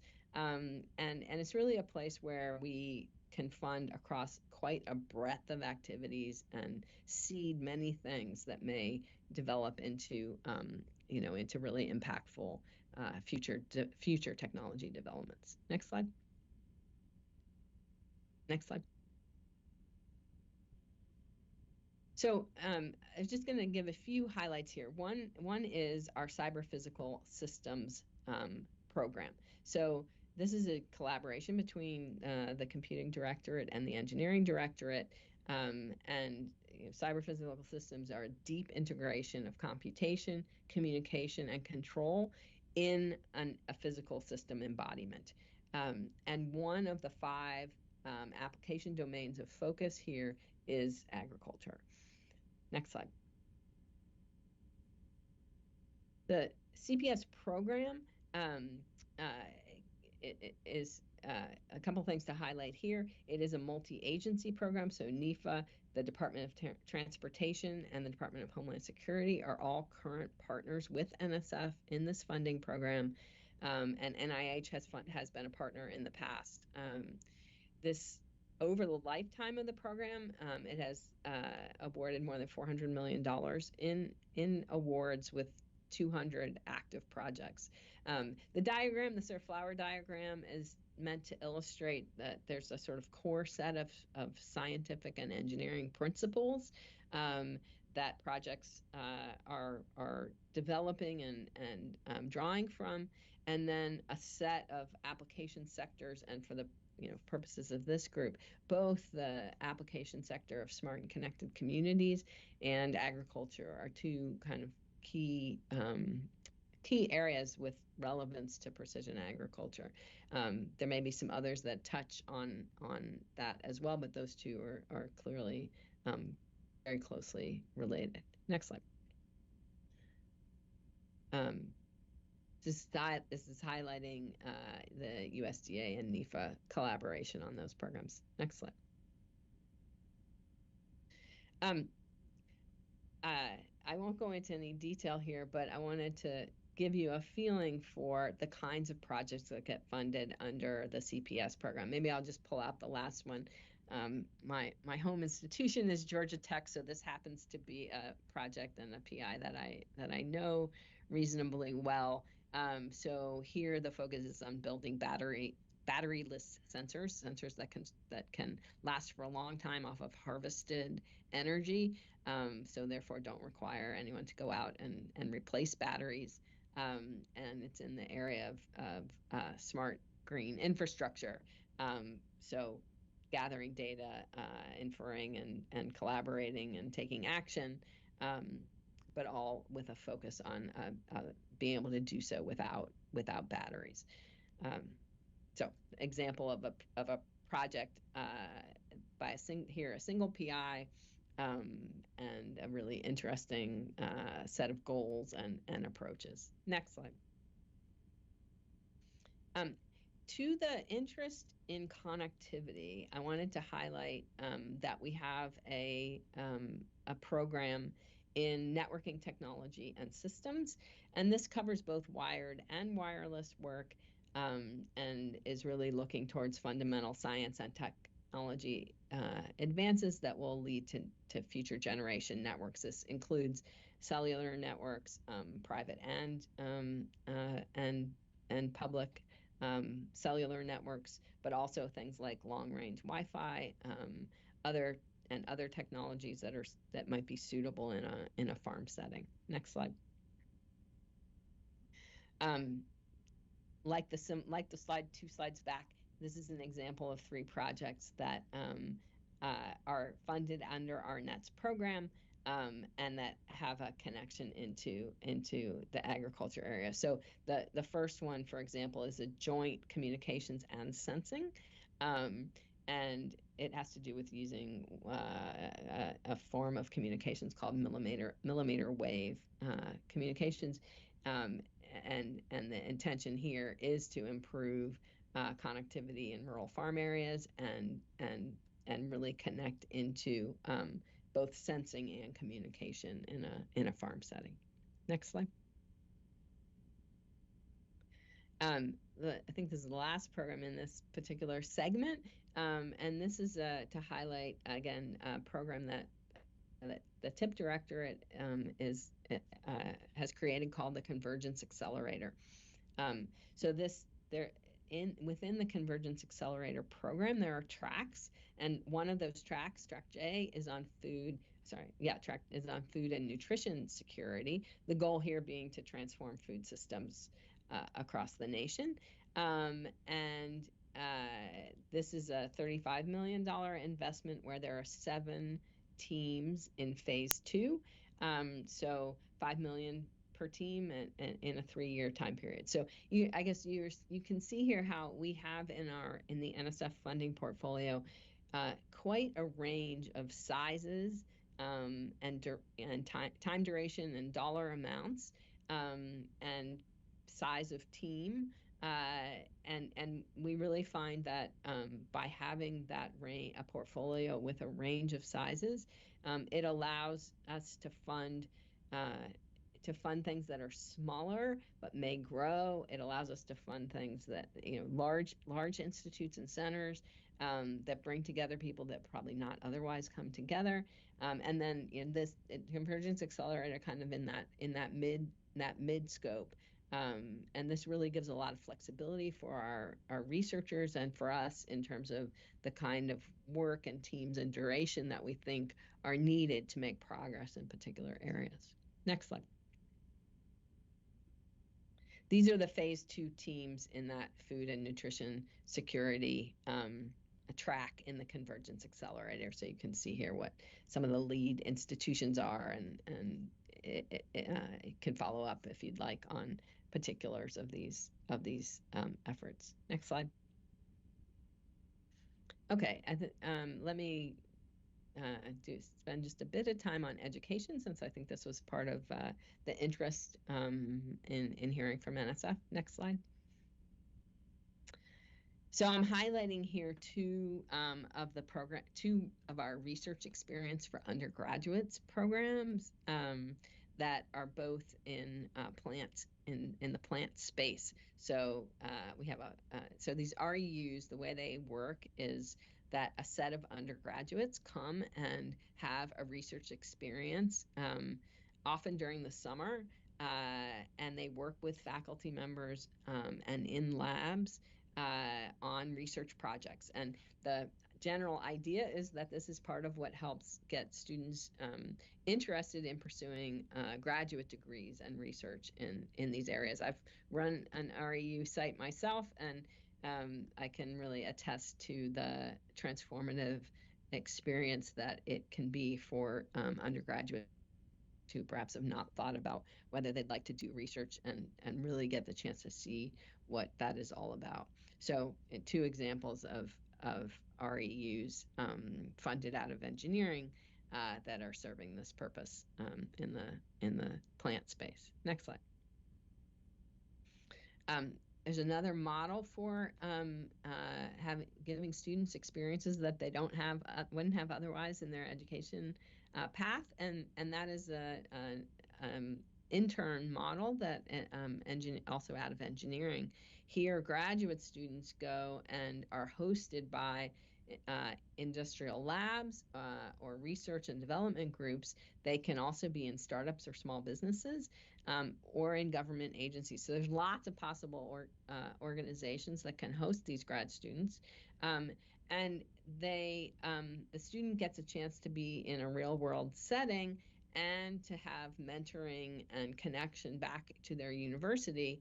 And it also helps catalyze workforce development. So this is a very nice option for students who are in the middle of a degree program, graduate degree program, to go and spend some time in a host organization. Next slide. It's a quick picture of some of the host organizations that have participated in the intern program. Next slide. Okay, this is the last category, the research infrastructure category. Next slide. Next slide, please. So here, as an example, I wanted to highlight advanced wireless research platform called ARA. So this is located in Ames, Iowa, and its focus is rural broadband and precision agriculture. This ARA platform is a couple of years into its development and operations, and it's actually the AirPaw, the one just to the left of ARA, also has some use inspiration from farm settings. In the case of AirPaw, they're doing most of their technology focus is on unmanned aerial vehicles in a farming sort of context.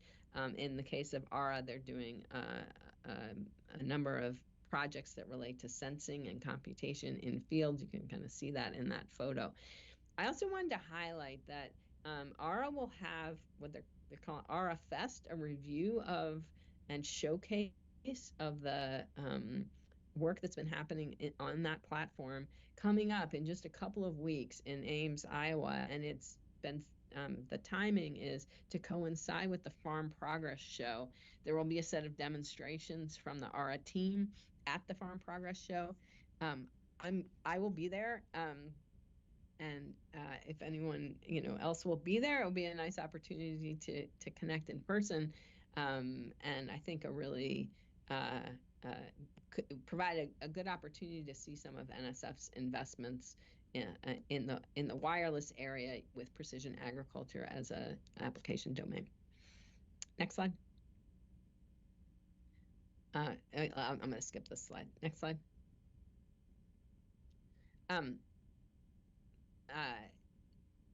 This perhaps belonged in education, but I put it in the wrong place. This last highlight is NSF's Advanced Technological Education Program, the ATE program. And here, as you sort of peruse this relatively long list, you're going to see a number of programs that are in the technician education category. So really trying to upskill a workforce for new technologies that are coming and that are entering into those workforce areas. So anything from robotics to sensing to drone operation, et cetera. You can see on that list. Next slide. Okay, so that's the last of the slides. I know this is a bit of a whirlwind tour. I hope that you took away a sense of both the scale and scope of NSF's investments in precision agriculture and connectivity. In most cases, I didn't give you, this wasn't the full list of everything, but hopefully it gives you a basis for understanding some of how we work to support precision agriculture and connectivity, and some places to potentially connect for further conversation.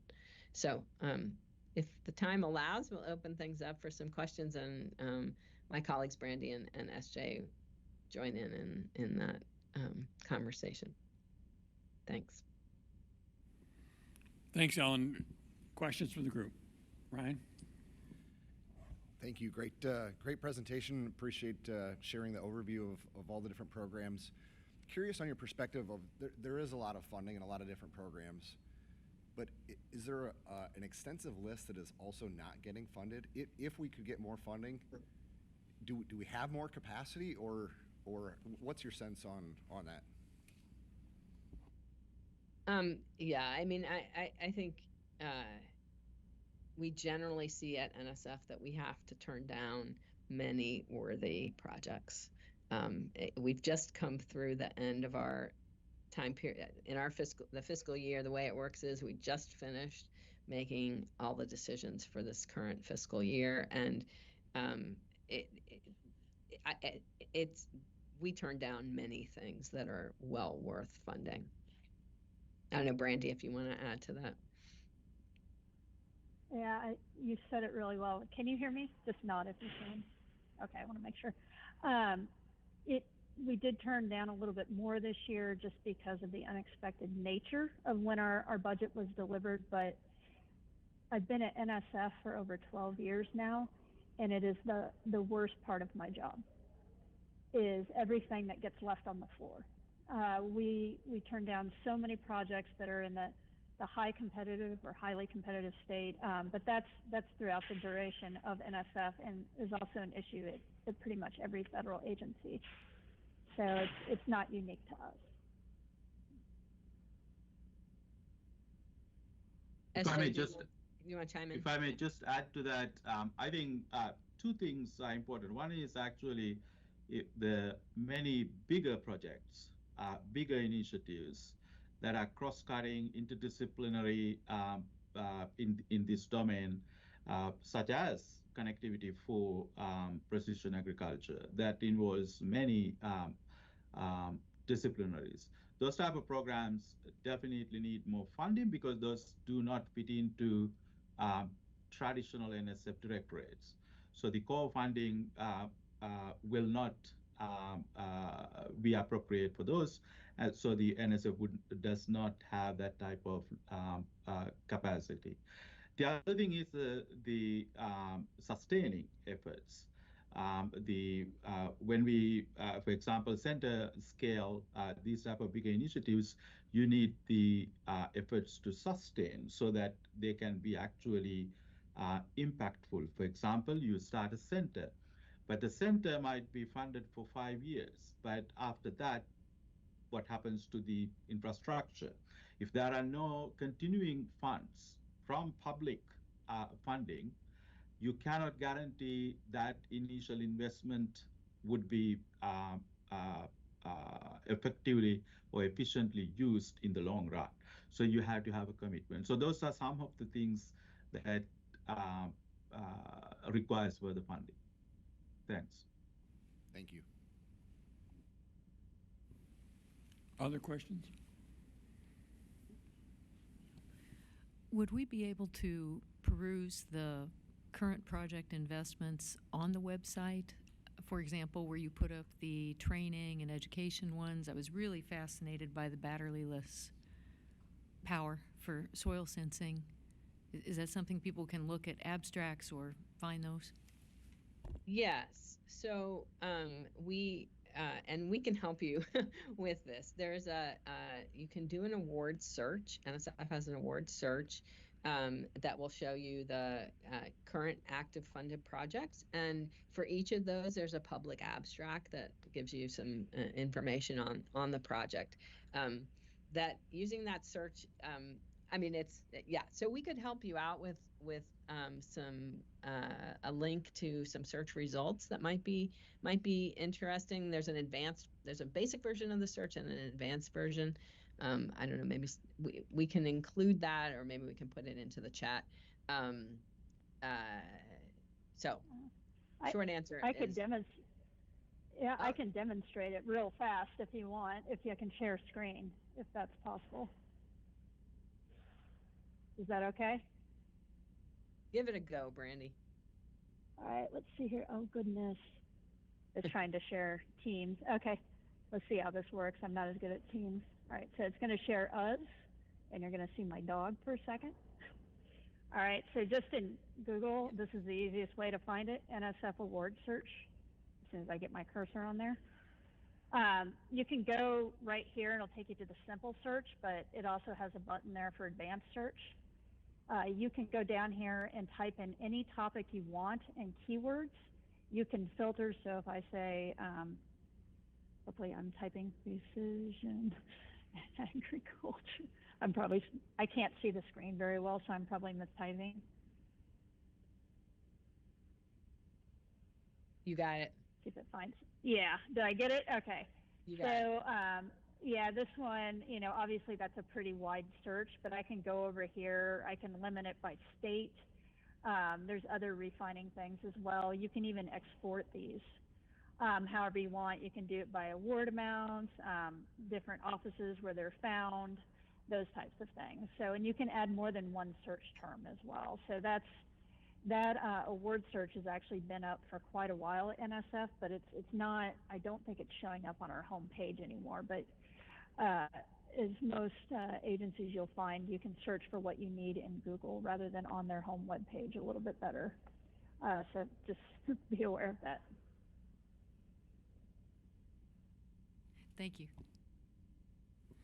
So I was wondering, this is Mike Adeline, has the NSF ever worked with another federal agency such as USDA, and when there's a funding need that might be larger, that you work together to fund a particular research project?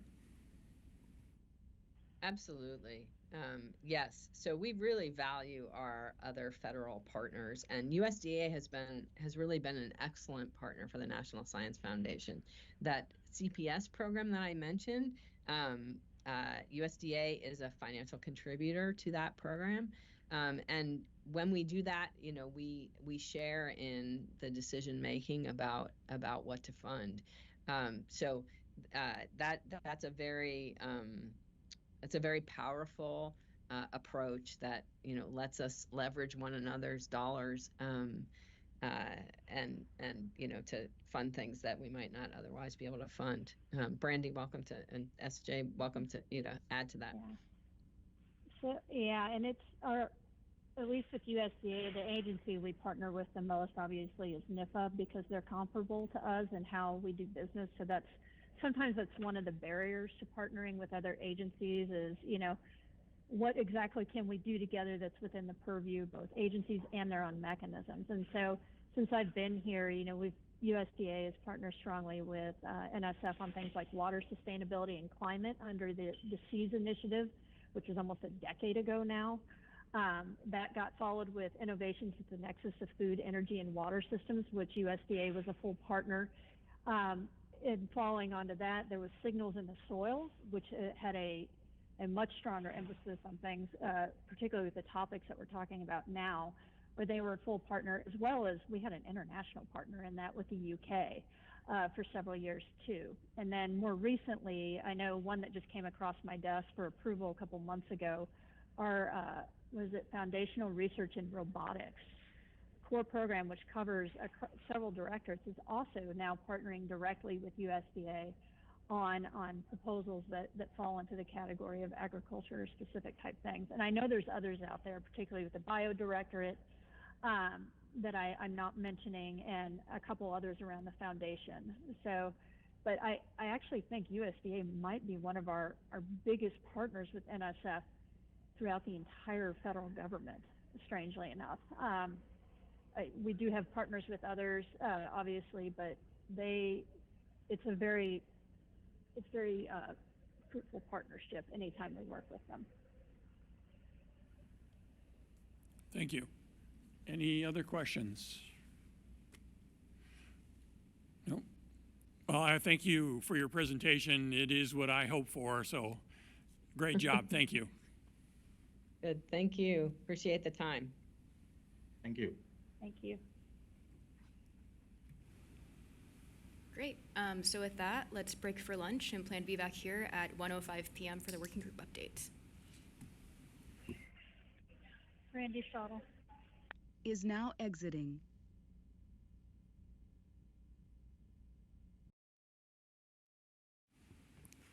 All right, well, welcome back from lunch, everyone. I hope you had a relaxing lunch.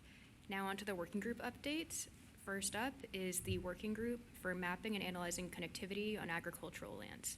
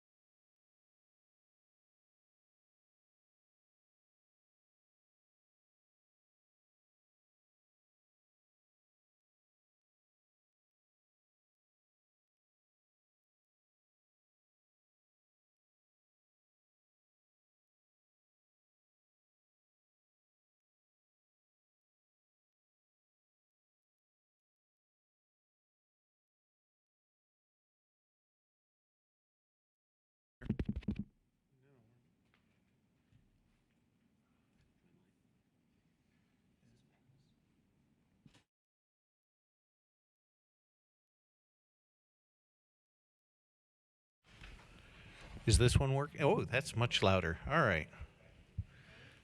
Thanks, Dan. All right. Next slide, please.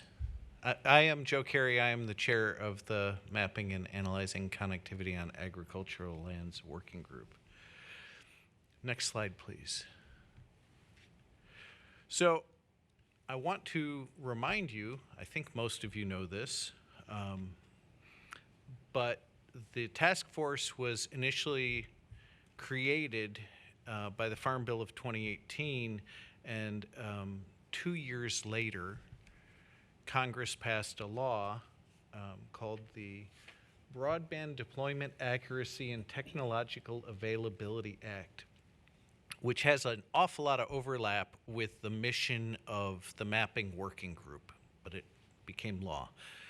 That law applies to the whole country, and so for the 2024 term of the working group, we really focused on, is that law meeting the way that law is being implemented, is that meeting the needs of precision agriculture? And our time allocation was focused more on mobile maps than on fixed maps. The BEAD program has really driven a tremendous amount of progress on the fixed maps, and we felt like the mobile maps were not getting the attention that they needed. Farming is, after all, predominantly done in the fields. We recognize that you need high data rate service both to the farmhouse and to the field, but we felt like the mobile maps were not getting the same degree of attention that they needed. So we grouped our recommendations into these 5 categories. And the Broadband Data Act required the FCC to implement a national broadband map, which they have done. That map has 3 layers. It has a fixed layer, a serviceable location fabric layer showing all buildings and parcels, and it has a mobile layer. So with that, we grouped our recommendations into these 5 categories. The presentation of the map, that is, what is it that a person sees when they go and access the map? What is the validation and verification process for the map? That is required by the Broadband Data Act. What is the public challenge process look like? That is required by the Broadband Data Act. Chairwoman Rosenworcel asked us to talk about sustainability. We did. We couldn't really come up with any recommendations within the scope of mapping that had to do with sustainability writ large, but we did come up with some recommendations about sustainability of the map and the mapping process. And then awareness of the national broadband map and outreach. I feel like it's a well-kept secret. So, next slide, please. All right. So, regarding the presentation of the map, the working group recommends that the mobile map reflect the performance consumers may typically expect, considering both the RF coverage and the typical network load. This is the mobile map, one of the 3 layers on the national broadband map. We all think that the problem, or maybe not all, most of us initially think that the problem is weak signals, and it certainly can be the problem. The other problem is base stations can just be overloaded. They can be carrying too much traffic, and it's tempting to think that in a rural environment there's not many people, so the base stations won't be overloaded. Okay, we had someone speak to our working group who was credible, and he said, no, frequently the rural base stations are really overloaded, which kind of surprised us. In the Broadband Data Act, Congress said that, I forget the exact wording, but it was, you shall assume that the base station has no less than 50% load. Currently, the National Broadband Mobile Map assumes precisely a 50% load. So what we're suggesting here is that we use the actual load base stations typically experience. So it's like having a superhighway that has a lot of congestion on it, would be an example, or even a 2-lane highway that has a lot of congestion on it. If you know that there's consistently a lot of congestion, that should be reflected in the map. The mobile map should include a clear legend explaining how to interpret it. Currently, and by law, the map considers an area covered when it has a 90% probability of achieving a certain threshold of performance. That threshold varies depending on whether you're in a car or outdoors, whether it's 5G service or 4G service. So there's different thresholds, but it's always a 90%. It's always a 90% probability of achieving whatever that performance threshold is. And so somehow we need to explain that to people, that when we say an area is covered, there's still a 10% chance that you won't get service. Currently, it is possible to turn on the satellite view on the mobile map, probably on the fixed map as well. But especially for the mobile map, it's really critical that the satellite view be turned on, and it's kind of hard to figure out. So this is really a user interface thing. It's a small detail, but you know, when you're looking at a mobile map, if you're an ag producer, you're going to be looking for things like irrigation pivots and creeks and tree lines and stuff that doesn't show up on a regular map. We're recommending that mobile satellite services be added to the national broadband map. Today, satellite services are only on the fixed national broadband map. Our friends at Deere have announced a project to put Starlinks on heavy equipment. We anticipate that there will be other mobile satellite services that achieve broadband-like speeds coming online soon. We think that those should be on the national broadband map.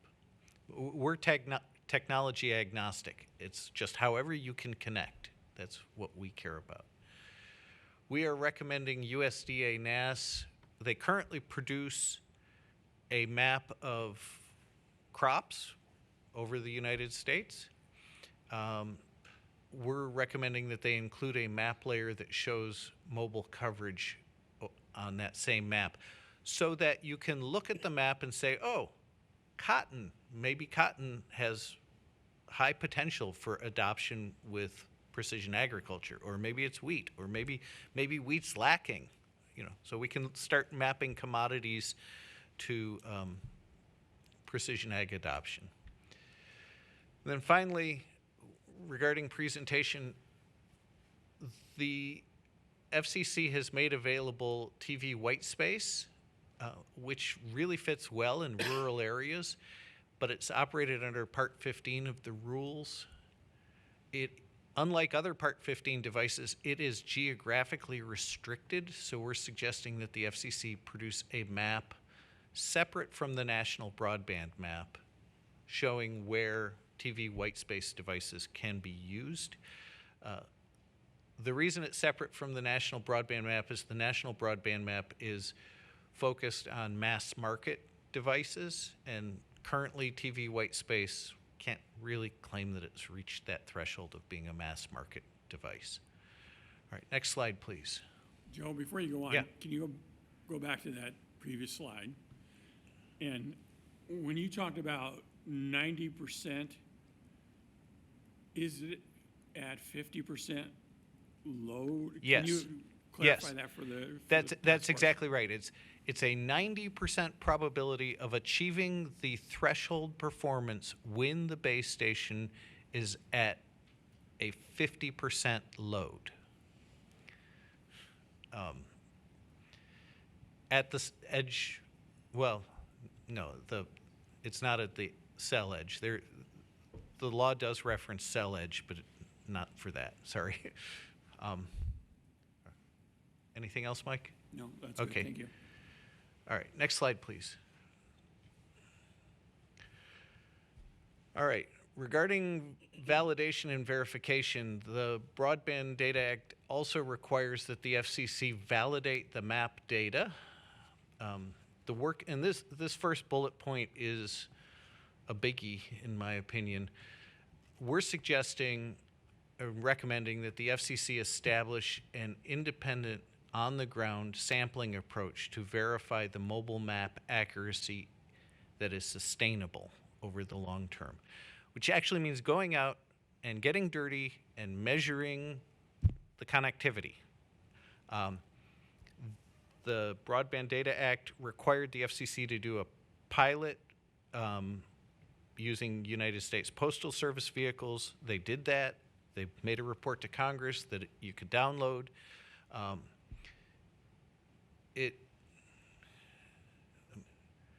So they've done some of that.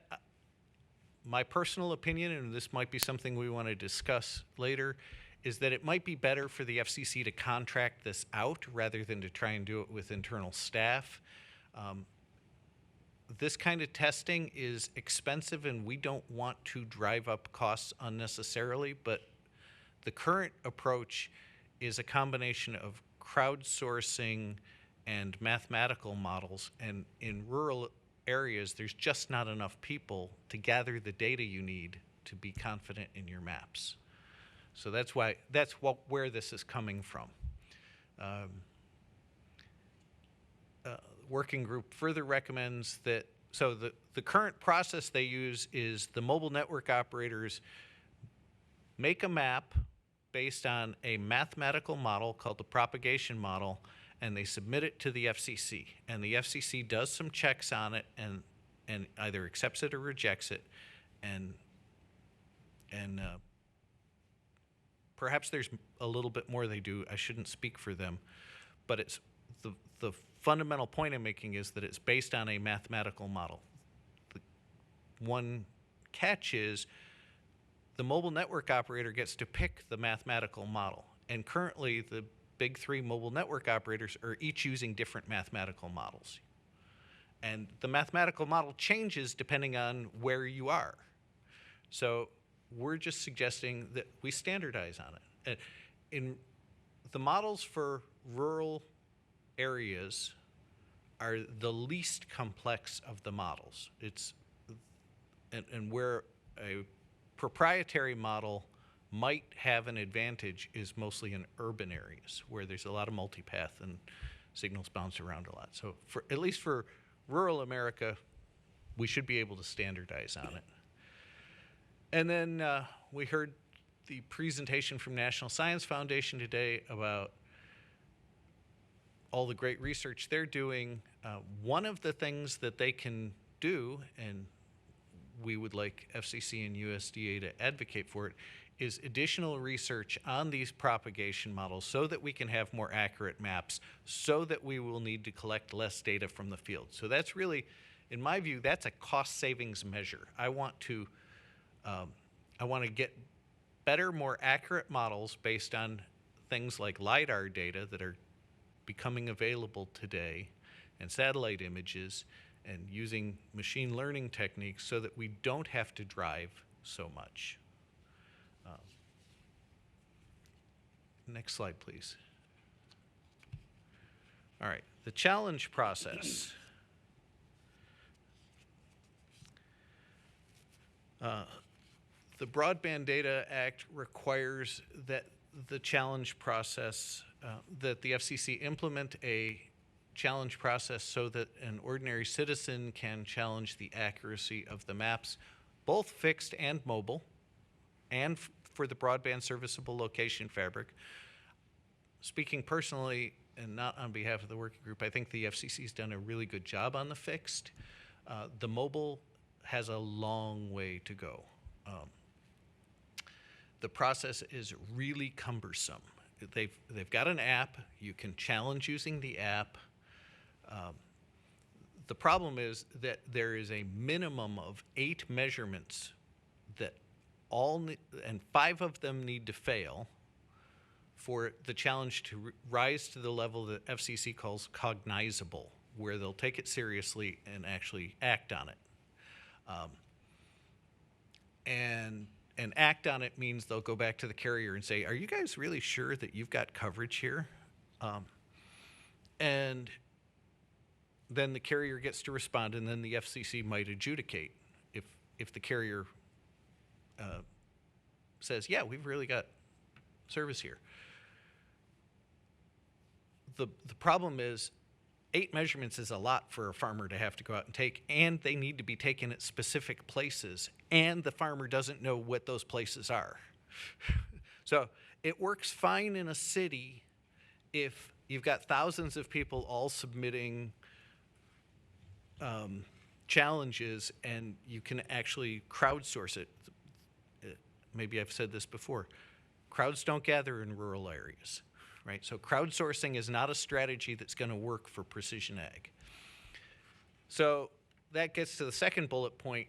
When a challenge is submitted, the FCC collects your email address and your phone number. They could email you and say, hey, Joe, thanks for sharing that challenge. It sure looks like we should have service there. Here are 4 other places that you should go measure so that we can really take this challenge seriously. And so that's recommendation number 2, if they're going to take this crowdsourcing approach, which makes a certain amount of sense.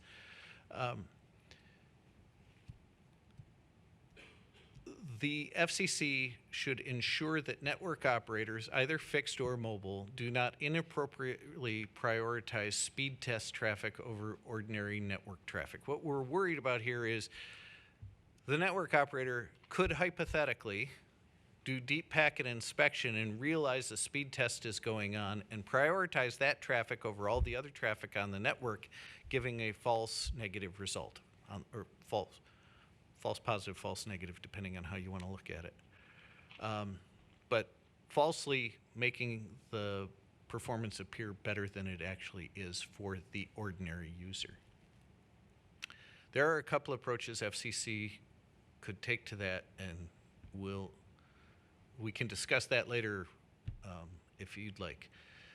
FCC should collaborate with all mobile phone manufacturers to make low-level data such as receive signal strength and tower and frequency and cell ID all available using their official speed test app.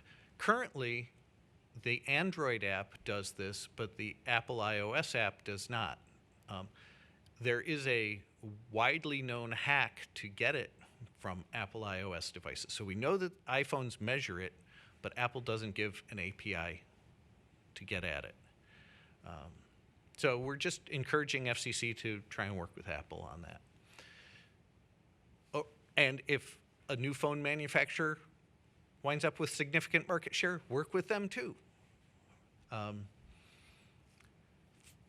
So FCC has adopted the H3 hex ID for much of what they use. If you go download the challenge data which you can do, it's on the national broadband map today. When you see the challenge data that has risen to a cognizable level, they'll report it in using the H3 hex ID, which is a bunch of letters and numbers. We're suggesting that they should also give you the center of the latitude and longitude, the center of that hexagon in latitude and longitude, so that you have some idea, what county it's in. Currently, that's downloadable on a state-by-state basis. All right, next slide, please. Some of these obviously are really trivial. Some of them are a much bigger deal and much more expensive. Sustainability. So we, in our working group, adopted the USDA standard for standard definition for sustainability, which I don't have in my notes right now, but we thought that was a good definition. We, I think, all feel that precision agriculture contributes greatly to the sustainability of agriculture in general and to the sustainability of the climate and the planet. Doesn't help us with any recommendations. These are the recommendations we came up with. And what it really comes down to for us is we need to keep this properly funded. The map is going to be a living, evolving thing. It's not a one-time get it done piece of infrastructure. So next slide, please. I'm getting some funny looks. Does anybody have questions on that one? No? Okay. All right. Awareness and outreach. If we're going to use a crowdsourcing technique, then people need to be aware of it, and they need to be educated on how to implement it. So FCC needs to promote that there is a national broadband map, that there is a challenge process, and especially in agricultural communities, they need to promote it. Similarly, we're counting on USDA, and I was happy to hear the Farm Bureau fellow this morning say, yeah, that's the kind of thing we can help with. And the land grant partners, right? All the cooperative extension services help educate people on what that the map exists and what the challenge process looks like. And with that concludes my slides. Questions? Yeah, Joy. First of all, thank you for an excellent presentation. Does the BEAD process with the challenges inform this map? Yeah, absolutely. The BEAD process is predominantly for the fixed map, right? BEAD is funding fixed service, and the state broadband offices that we've talked to are heavily leveraging. So BEAD funding is allocated by the states, but they're taking the FCC's national broadband map as their base map from which they're determining BEAD allocations. Does that answer your question? Okay. So as our accelerating deployment working group looked into that a bit, and we're visiting with one state Office of Broadband, what we learned was that through the BEAD process, the states would submit their own map back, so they may use that as a base layer, but then in the case of this state, they had done an excellent job finding, I guess actually they led the country with challenges, saying we found more than 100,000 missed points in your map. But what they learned was that the BEAD map then could not be updated by states over time. And it seemed to us that, so you kind of get one shot at it, like a static picture, rather than an evolving map of where service might be developed or people may be left unserved as, say, spectrum is vacated or something. So that seemed to us, from our working group standpoint, to be a glitch in the system that we need to address with some sort of recommendation. So that it's just kind of getting into the weeds a bit, but it was interesting to hear from that state that was something they discovered. That's really interesting. Thank you. Yeah. Maybe we can discuss that more in our open discussion time later. A question, Yeah. I think on a couple slides back, the challenges, you talked about adding the latitude and longitude. Right. Are those mapped as well? Can you visually pull up a?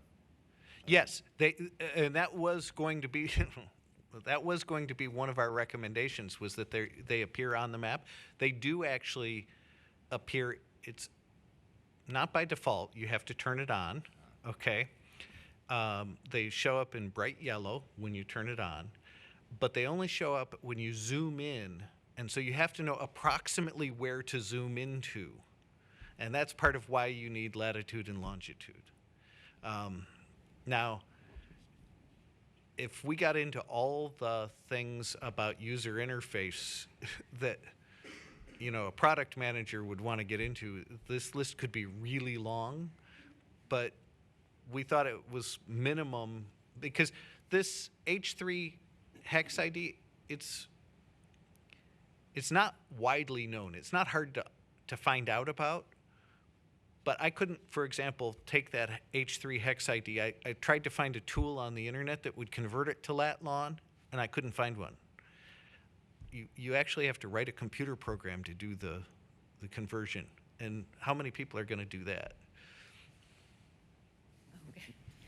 Ryan said he was just going to say thank you, but I got to follow up on it. Okay. So in visiting with NASS, the National Agriculture Statistics Service, and their dedication to keeping farmers' data private, in addition to the federal laws that require them to keep each farm private, it seems that if we were to have a publicly accessible database with lat and longitude in sparsely populated areas, you could quickly identify people at an individual level.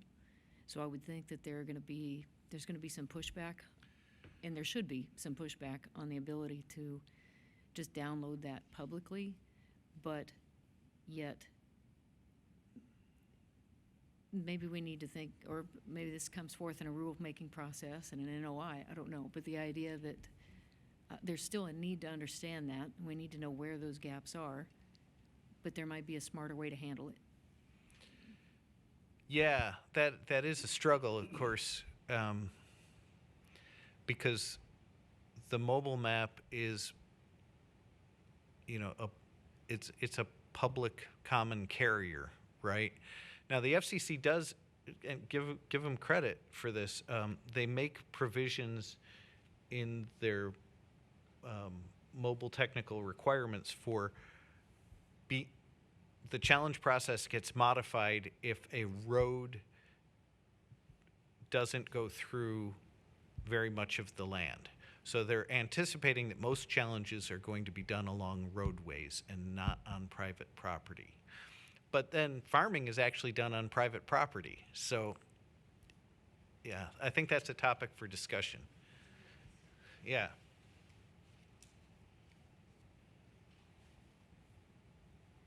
Any other questions? Well, Michael, this may be related more to connectivity needs, but this idea of the base stations and the load, ultimately, my mind is on the end game of how do we continually increase the capacity of each base to carry more load, because data is not going to get less, we're only going to have more of it. Do you have any ideas on that from the mapping working group? Or I can tell you why it's a really hard problem. I don't have a really good solution. And I don't think you want to hear why it's a hard problem, do you? I mean, the way cellular companies get more capacity is they go to mid-band spectrum between, say, 1 gigahertz and 1.5, 2 gigahertz and 6 gigahertz, right? But those signals don't propagate as far as the low-band spectrum. And so the low-band spectrum travels for many miles, which is why those base stations are carrying such heavy load, because they're aggregating all those people together. And if you wanted to use mid-band spectrum, your tower density would become so high that it becomes really expensive for the cellular companies to put up the towers. Do you think by increasing the number of low-band spectrum towers, could we help alleviate some of that load? Thereby, divide the load, so to I think speak? that's worth studying. I don't have a good answer right now for whether that's really feasible or not, but I think it's worth studying.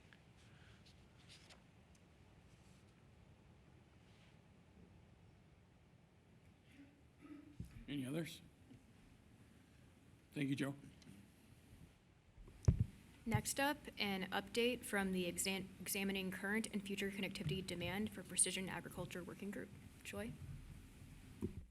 Thank you very much and good afternoon. My name is Joy Sterling and I feel very privileged to represent the Connectivity Demand Working Group.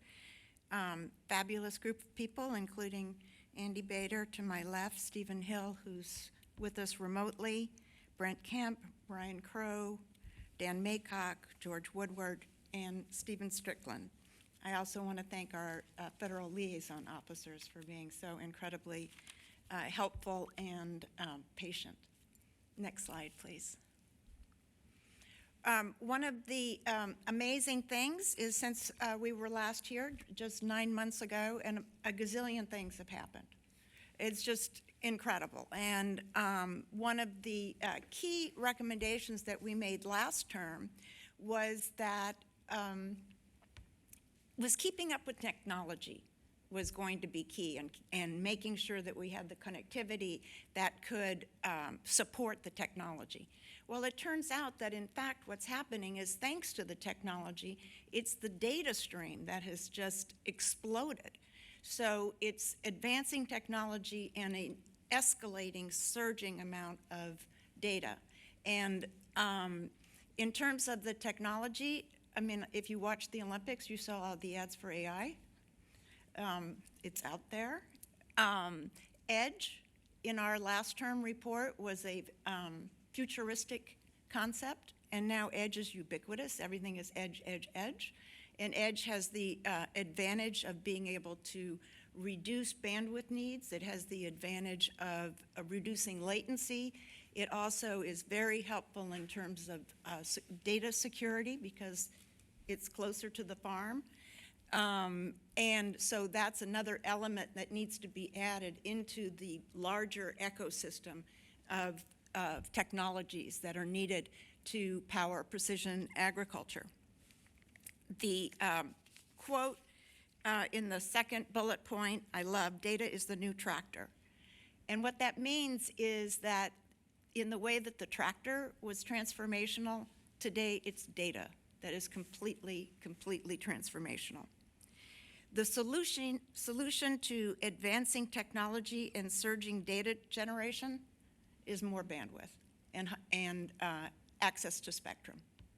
And so that's one of the driving forces of why we need to keep moving in terms of A, connectivity just for starters, but B, to make sure that the standards are high enough so that we have a big enough pipe in order to be able to effectuate and optimize the technology that's available and optimize the massive amount of data that's being generated. I found this fascinating. Broadband equity is a dollar issue.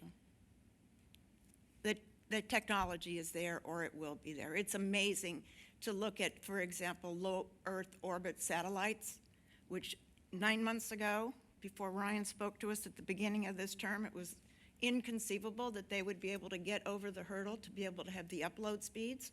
Well, they're there, and Starlink is lobbying right now to be able to apply for BEAD funding. So this is how quickly everything is accelerating. One of the most amazing things we learned, and Joe, this is a little bit of mapping, and I think I sent you the contact information, but a gentleman named Harry Chrysler, who is a GIA specialist at Penn State and has put together, is working on a Rockefeller Foundation-funded national broadband map. It's amazing, there are a lot of maps out there. Everybody's got a map. But what he did was he took the existing fiber as of last December, which was his most recent information, overlaid crop maps and discovered that 96% of all crops are within 10 miles of fiber. That to me is just so astonishing because it totally changes the perception that you can't possibly put fiber to the farm. And this says, no, it's really not that far. And that's based on old information. So that really changes the thinking of what is possible.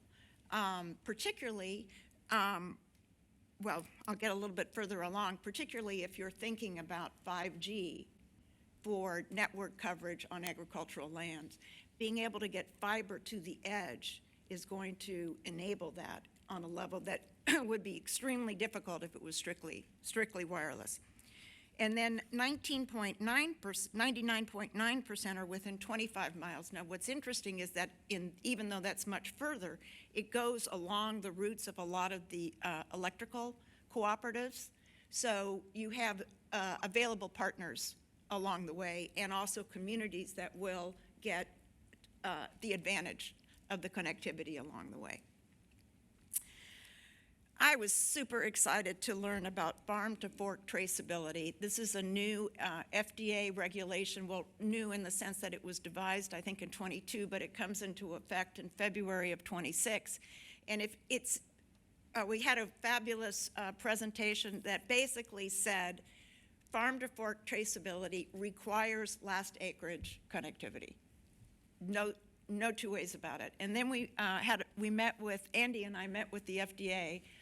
And apparently the FDA has a system whereby, or a policy, that they have to meet the farmers where they are. There's no prescribed technology. So in point of fact, you could be compliant in February of 26 if you drew a map and faxed it to the FDA. Okay, I would love for the other entities of the U.S. government to please go over and talk to the FDA and say that's really counterproductive, number one. Number two, the goal of farm-to-fork traceability is so that if there is an outbreak, we can trace it and we can reduce the time it takes to investigate from 35 days to 5 days. And of course, by optimizing precision agriculture, in fact, the real goal is to catch whatever disease or infestation or outbreak has occurred in the field before the produce even gets into the distribution system.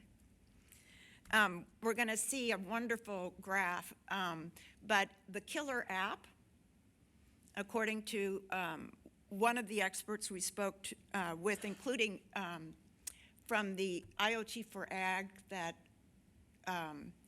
the National Science Foundation people were talking about, is a grouping of vehicles, machines, farm equipment that can cooperate and work together. And we took that as our sweet spot, and then we'll see that that's where we determined our sense of what the standards ought to be in order to maximize that. And the last big learning, well, not the last, they just keep coming, but there is no one thing. It's going to take an entire ecosystem of technologies. Over one farm might require multiple networks. And so our sense of what technology neutral means is not that they're interchangeable, but that you need them all. You need all of the tools in the toolbox and to use the right tool for the right job. Okay, next slide. Yes? Can I ask a question here before we move on? Otherwise, I'll forget it.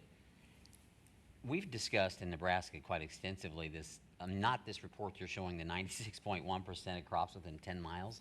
That would really be disputable in Nebraska. Where was the data from on that? That is from a gentleman, it's from the Rockefeller National Broadband Map. It's a gentleman named Harry Chrysler, and I can send you his information and also a paper that he presented somewhere. Because that doesn't equate to $42 billion in the BEAD program. It seems like we don't need the BEAD program if we're that close to it. Well, I have a thought for that. Okay. All right, very good. Thank you. Are you sure of that? We need it. We need every penny, let me just say. I don't think that overfunding is not our issue. So this is my favorite picture here. And basically what it shows is the lower left quarter. You can run a farm, the sheer mechanics of a farm, with very low bandwidth. I do want to make a very important distinction that low does not mean no.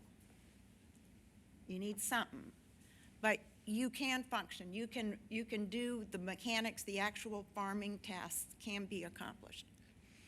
But in order to get the benefit of the technology, you want to be in that upper right quadrant where you see the long list of solutions. That's irrigation solutions, that's all of the things where you're using higher connectivity, more advanced connectivity, in order to make real-time decisions on how much water to put where,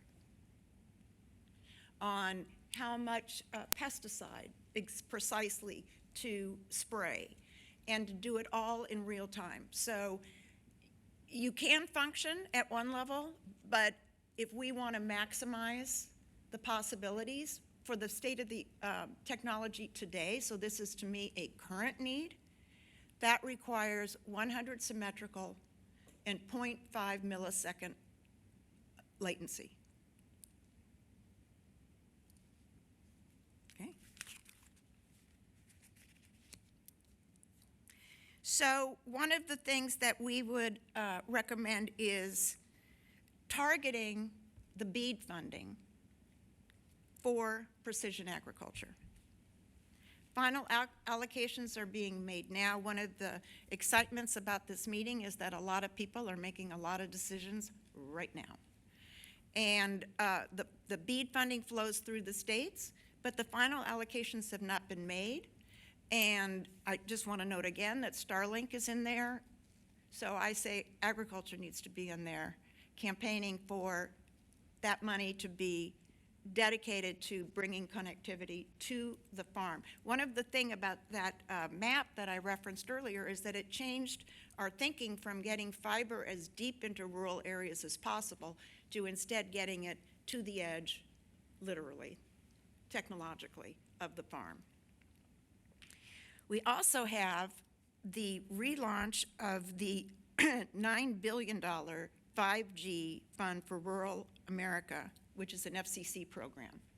And that is somewhere in the works. I don't know where it is. I don't know if it's on the agenda for the next meeting or not. But really, and this was my alternative idea, that could just become a last acre fund. Just an idea. You mean the 5G fund could be the yes, right. Exactly, exactly.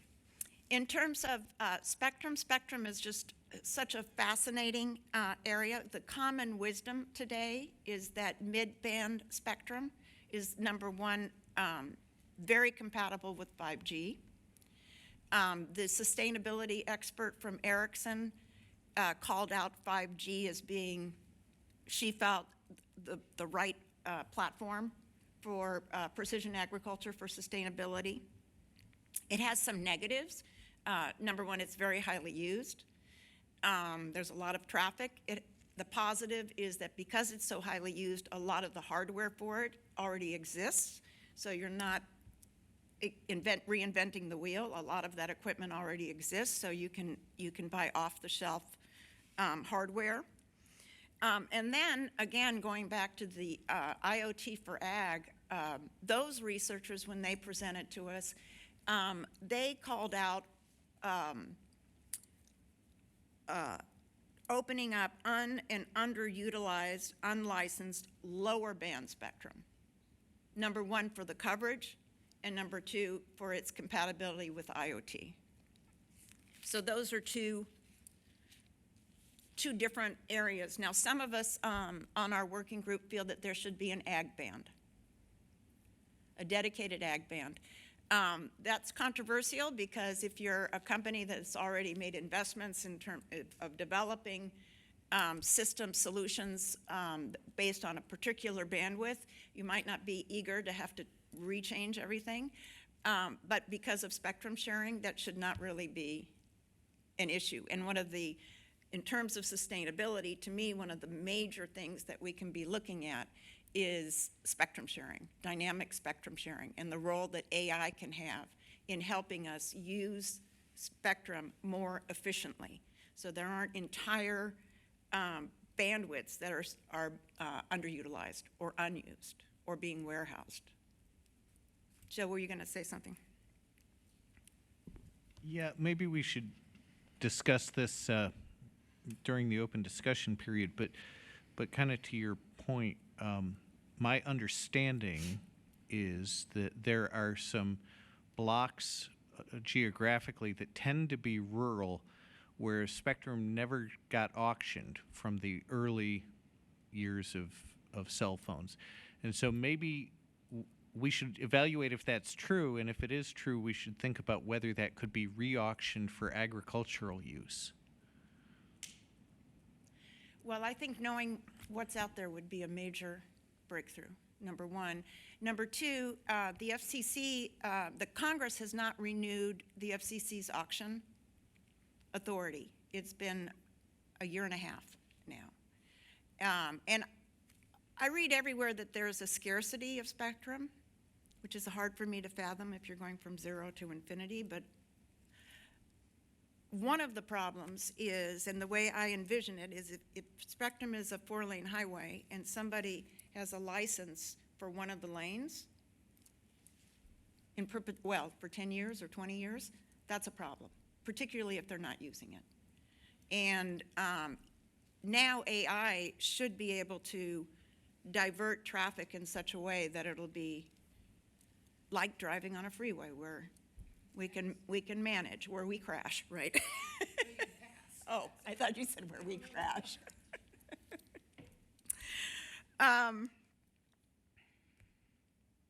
So the importance of upload speed is in order to be able to get all of that data into the cloud and edge, because that's where so much of the processing can be.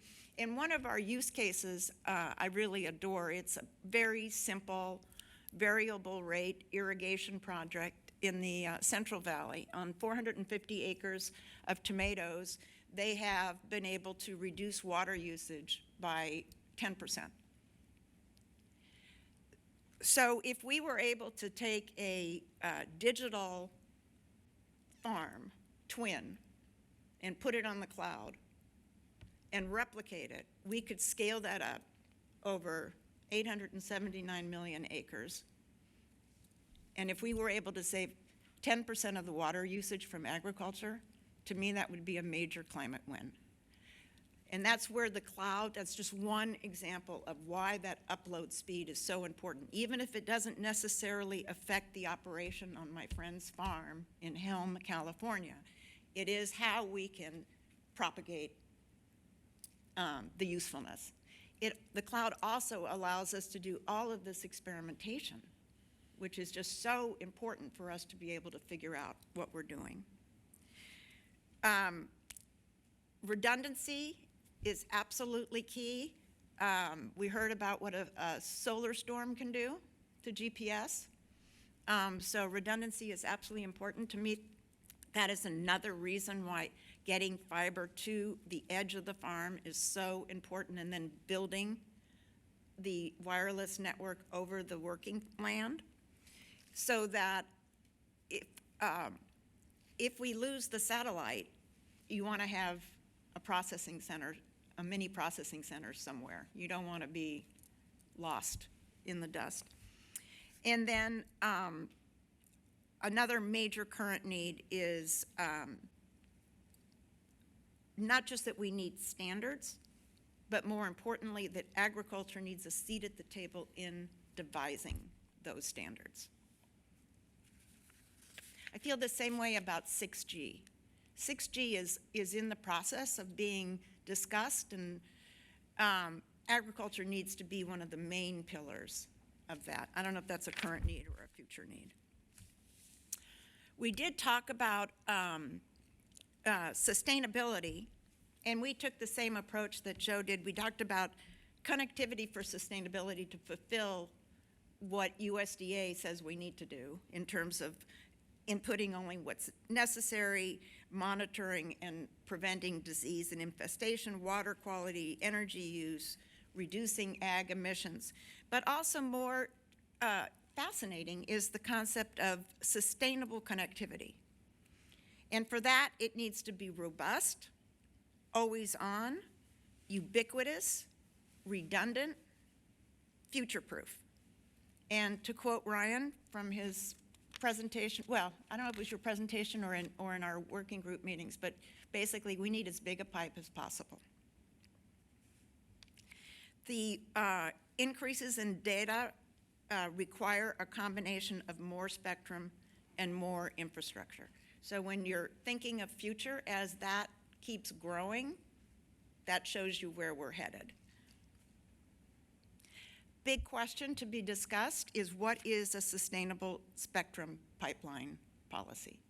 Right now, I feel like we simply don't know. Now, I think NTIA is working on a national policy that was initiated by the Biden administration, but I don't know where that's at. So that's something that we need to look at. I think we need to think about space sustainability. It's so tempting to think that low Earth orbit satellites are just the answer. And I hate to be an alarmist, but let's just say somebody launched a nuclear weapon in space. They're all gone. So I just think, given the fact that food is a national security issue, we need to have backup to satellite. And then sustainability also means focusing on the actual hardware, so that the sensors, the batteries, the energy use, all of that is being considered. Okay, future needs. Once BEAD is settled, that needs to be analyzed, or hopefully it's being analyzed while it's in play in order to find out where the gaps are. And then target build out of wireless connectivity, both terrestrial and satellite, to fill those gaps. This is after we've spent every last dime on fiber, in my opinion. And then our bandwidth standards are going to have to just go way, way up. Although now, and I don't know if this is true or not, but I'm told that once you get to 100 symmetrical, it's really, the jumps after that are not that hard. I don't know, but I'm happy to hear that. And then we also feel that, again, for sustainability, the funding has to also be for non-deployment needs, and hopefully the ACP will get passed here somewhere. Do I have a slide after that? No. So I'm open for questions. Go ahead, Joe. This is really more of a comment in response to your statement about the National Spectrum Strategy. It is published now, and you can download it off the internet. Okay, well, I looked at what's published, and it basically says what they're going to do, at least is what I read, as opposed to, but I'll have to look at it again.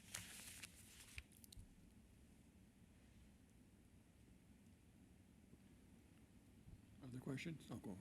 Joy, maybe I'd add a comment around the half a millisecond latency. I think we probably need to add some context to that, as I think in 1 millisecond, fiber travels roughly 130 feet or 130 miles, and over the speed of light, it's like 186 miles.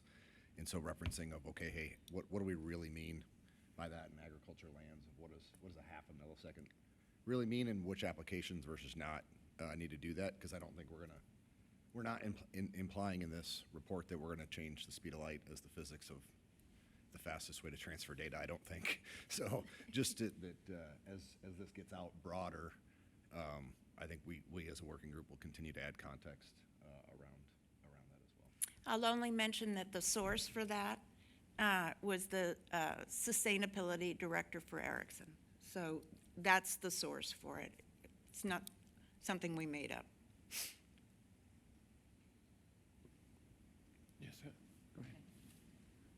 And I was looking online to see if there are any hands up there. Joy, the statement about proximity of crops to fiber, provocative, big aha moment.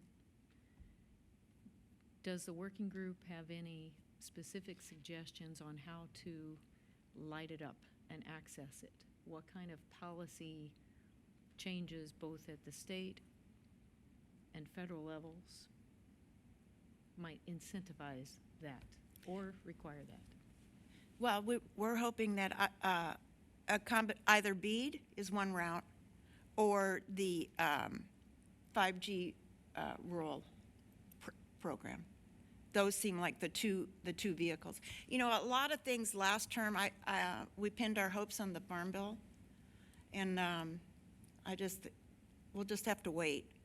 And any other legislation, we're just going to have to wait. I don't predict anything happening in this calendar year. So that's why I'm particularly focusing on two very large pots of money that are out there. And one of the important things is that's right here, right now. And that is a huge amount of money sloshing around for a very limited period of time. And the odds that we will see that amount of money again in our lifetime is very, very slim, I think.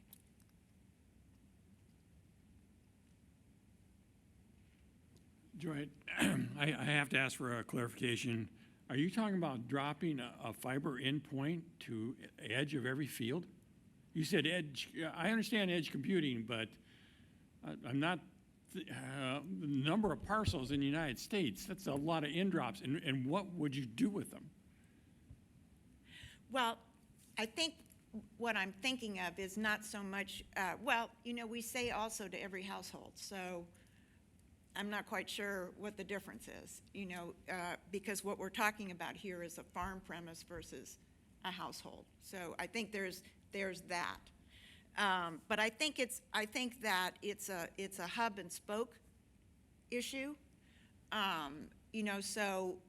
Someone's got to look at it and make the most sense of it. So, for example, in California, our Public Utilities Commission is working on fitting together a map, or the puzzle of a map, so that the BEAD money best corresponds to the $6 billion middle mile project that is just we're breaking ground on it in various places now in California. So part of what they're trying to do is to say, okay, here's a project that fits into the middle mile. So that makes sense, as opposed to this project way out there. Now, the problem is that once we have finite resources, whether it's money or whatever, then it becomes a political decision as to who gets it. And since this is a precision ag task force, we say agriculture gets it. Food security, water quality. Other questions for Joy? Okay, thank you, Joy, appreciate it. Let's take a 10-minute break and aim to be back here at 2:14 to hear more updates.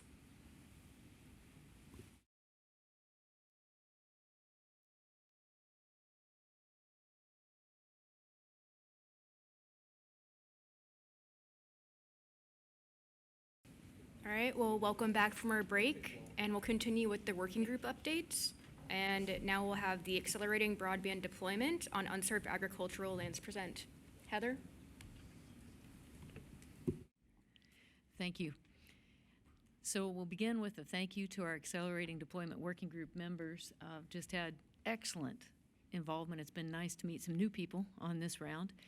And we've had wonderful support from Lou Peretz and Dave Crawford, Jarrett Taubman serving as vice chairman, Matthew Peterson, Carolyn Price, who's been online with us, Dan Watermeyer, who's in the room, actually one of our fellow task force members, and Doug Weber has also joined us midway through. So it's been a really good group to work with. And we're going to move forward now with our interim recommendations.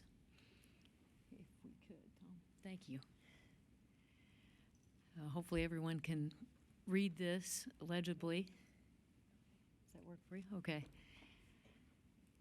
You can see we started by reviewing past reports, but essentially our interim recommendations look at a suite of options that include things related to siting, to spectrum, and to funding, primarily.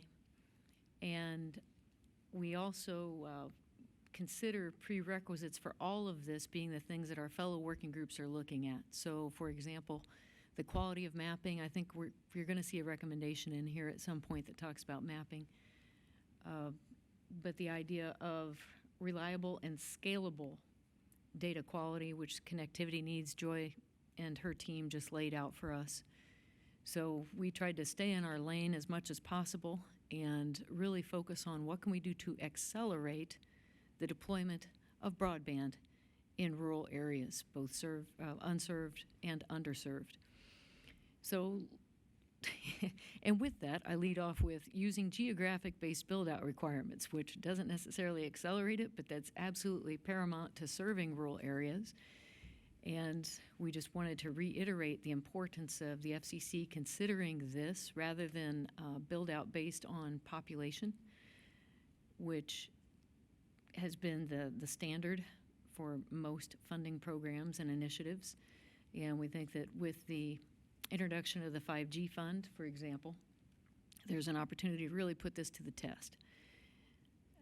Considering that while most of the country may think we are on 5G, in rural areas we are so not. And I think if you were to talk to most rural people, especially farmers, they would tell you that their service is actually worse than it was several years ago in terms of reliability, dropped calls, let alone the ability to push data up and do anything useful with it. So geographic-based build-out requirements is something we're pretty strong about.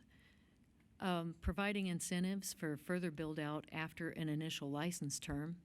So if a company were to meet their benchmarks and they've built out to a certain place, then maybe FCC could look at other incentives. And we talk about that a little bit in our funding section as far as what incentives might look like, whether it's credit in future auctions or maybe some other ways to look creatively at this. But ultimately providing service in a way that's consistent with universal service objectives. Overlaying the use of unused and underused portions of a license area. I mean, we've talked about this notion of if the spectrum is there, then have access to it. That's really what this is saying, right? So if somebody has ownership of that, how can we get just basically service delivered to people, letting other users. I'm going to take a step back here because we hear repeatedly that the return on investment is not there for the major providers like nationwide providers to truly serve rural areas. Yet we can find locally led efforts. Maybe it's through a cooperative. Maybe it's through another internet service provider startup. Or even telephone cooperatives or electric cooperatives that can make that return on investment work for them and their business case. It just may not play out for a national carrier.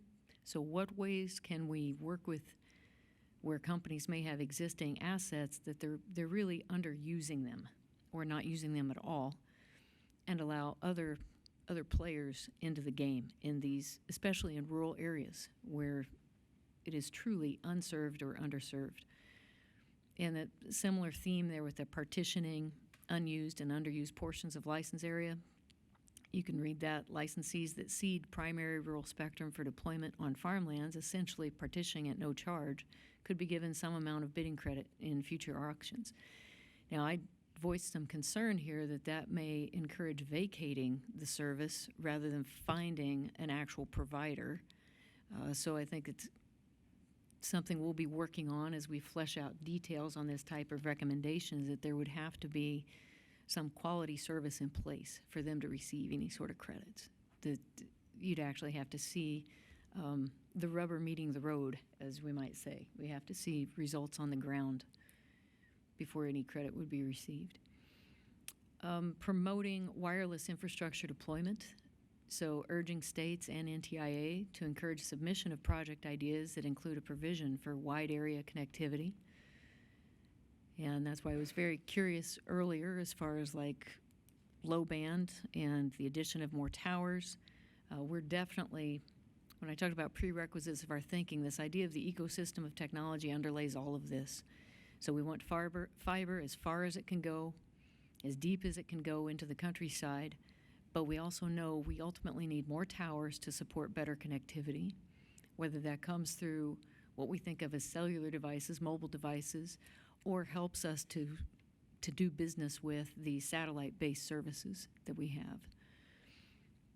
Updating the COLA void policy, and this is, again, part of the joy and nice feature of having attorneys who specialize in telecommunications law, to be able to say, basically, if we could modify the policy and include something like the 600 megahertz, and I had to write down the 3.7 gigahertz bands, so deployers in rural areas would avoid having to wait for obtaining an FAA license. So it's something we think that could help with acceleration. In our next slide, I think we have a total of 4 slides in here, Tom, so we're on slide 2 here. We mentioned financial incentives for further build-out. So granting agencies and Congress should explore offering bidding credits, tax credits, and other incentives, where we know in these cases where our maps, which are becoming better, and we have even better ideas to make them continually accurate, where we're shown that areas are still unserved and underserved, we need to really target some financial incentives to deliver services to those areas. We're also discussing or promoting the idea of this targeted subsidy program for precision agriculture, such as a portion of the 5G fund. I love Joy is an expert at coining phrases, so if we call it the last acre fund, okay, I'm okay with that. But until it has, however, we do have some cautions there as far as a clear deployment picture. We don't want to hold up the 5G fund or its development, but we also know that what we're learning from BEAD and the current infrastructure being built, it's important that we're targeted in our efforts because the money won't last forever. So we need to make sure we really reach those areas that need it the most to produce the food and the fiber and what we rely on.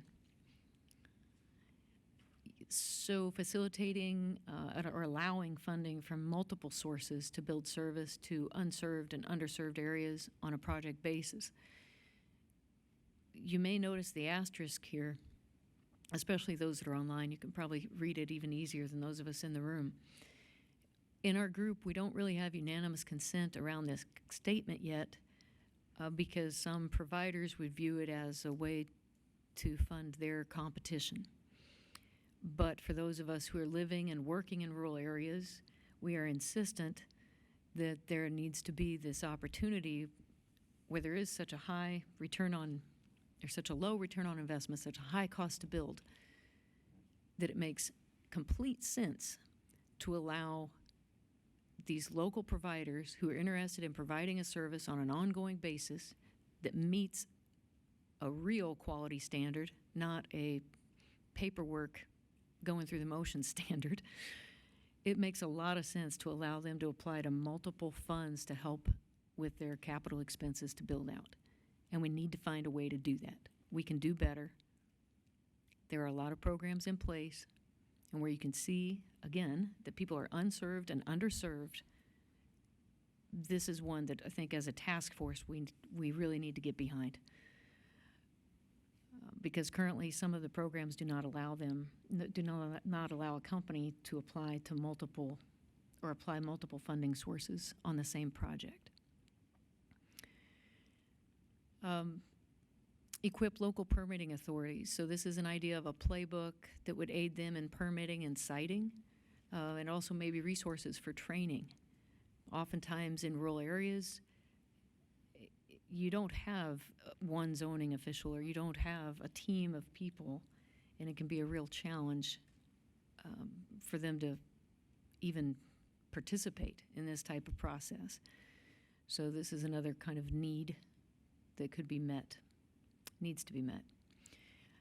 We talked about updating things like NEPA, National Environmental Policy Act, as well as the Historic Preservation Act implementation, with the idea that this could possibly, if you could take these categorical 5 exclusions. I think NTIA has some recommendations they had published this April of 2024, and basically look at those exclusions to create a faster track, if you will, to help deploy. We're talking primarily about things like easements in local areas and permitting processes to help build out more internet, more broadband, more quickly. On the cost-based permitting fee, we're recommending FCC should clarify that its cost-based fee standard applies beyond small cells and encourage state and local governments to adopt siting fee structures that incentivize rather than impede deployment. In other words, we're not trying to fund their office of zoning by our broadband build-out. We're just trying to help serve people. Ongoing efforts to ensure quality of maps. And this kind of comes back to data and mapping. Joe, your group has done an excellent job there. And I'll be sharing our learnings from that particular state with you directly if I haven't already. Shame on me for not providing that already if I hadn't, so I apologize. But we really totally get behind the idea that we need to continually update maps, and it needs to be based on accurate data of what type of service is being delivered on a daily basis. Developing playbook for deployment. This has been something that's in the recommendations since round 1, but it'd be wonderful to see the FCC and USDA maybe even work with NTIA, BEAD, or outsource it, work with nonprofit organizations, trade associations, and other private parties to develop playbooks to help guide the deployment of precision agriculture connectivity solutions, and pointing out various applications and use cases in that scenario. Then establishing a process of FCC and NTIA to set spectrum priorities. So, to make progress on our past recommendations, we should have a process that allows the organizations to provide guidance on setting spectrum policy priorities. But I think that the larger issue here is just kind of ongoing conversations. We know that our authority expires basically the end of this year. We've done our job as a task force, but the need in the industry will continue to evolve, so it's important that the agencies are also mindful of that. Encourage use of unlicensed and licensed by rule spectrum. Here again, it's the idea of where we have spectrum in place, let's not discourage the use of networks that rely on unlicensed spectrum or licensed by rule spectrum, including general authorized access spectrum in the CBRS, that Citizen Broadband Radio Service Band, but also make a licensed option available. We're also advocating adoption of rural service rules. So when new spectrum becomes available for non-governmental, e.g. mobile use, the FCC should consider whether it would be appropriate to adopt different allocations or service rules for urban and rural use. We had learned a little bit about a provision called the Rural Safe Harbor, and maybe the other working groups or task force members are familiar with this, but I was glad we had the chance to learn about it, Because at first you're thinking, oh, this may be an opportunity. But what it is essentially on those population-based auctions and service, a company could claim this rural safe harbor where if you provide X percent of service to Y percent of the service area, ultimately it came down about 15% of the area, then we're going to say you provided service to rural. That's not good enough. Think about that, right? So you got one tower, and that 15% could be the 3 miles around the tower for any given area. It doesn't mean we really provided service.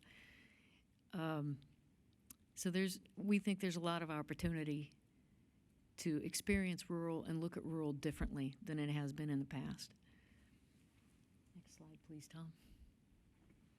Thank you. Cataloging underutilized spectrum. So this kind of ties in, I think, to some of the mapping recommendations. If I was listening carefully to Joe, I think you guys just really did an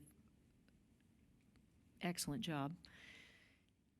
But looking for existing spectrum under 6 gigahertz, we were suggesting here, and especially under 2, that is underutilized in rural areas, even if it's part of an existing geographic license, and that is mainly used in more densely populated areas. In other words, how can we put these to use? It's out there, it's a tool. How do we get access to it? But first we have to know what's out there and create our grocery list so we can go shopping. Allocate low-band spectrum for precision ag. So this is kind of in the bailiwick of this idea of how do we create a FirstNet or an AgNet. The Connectivity Needs Working Group, we talked about this in our last round. We investigated it with FirstNet. Since then, I had an unrelated conversation with providers in Kansas saying even FirstNet is not fully operable and working in hard-to-reach areas. So it's not that it's the perfect example, but it's an example of dedicated spectrum. So how can we use that model and make it better? Developing test beds for private networks.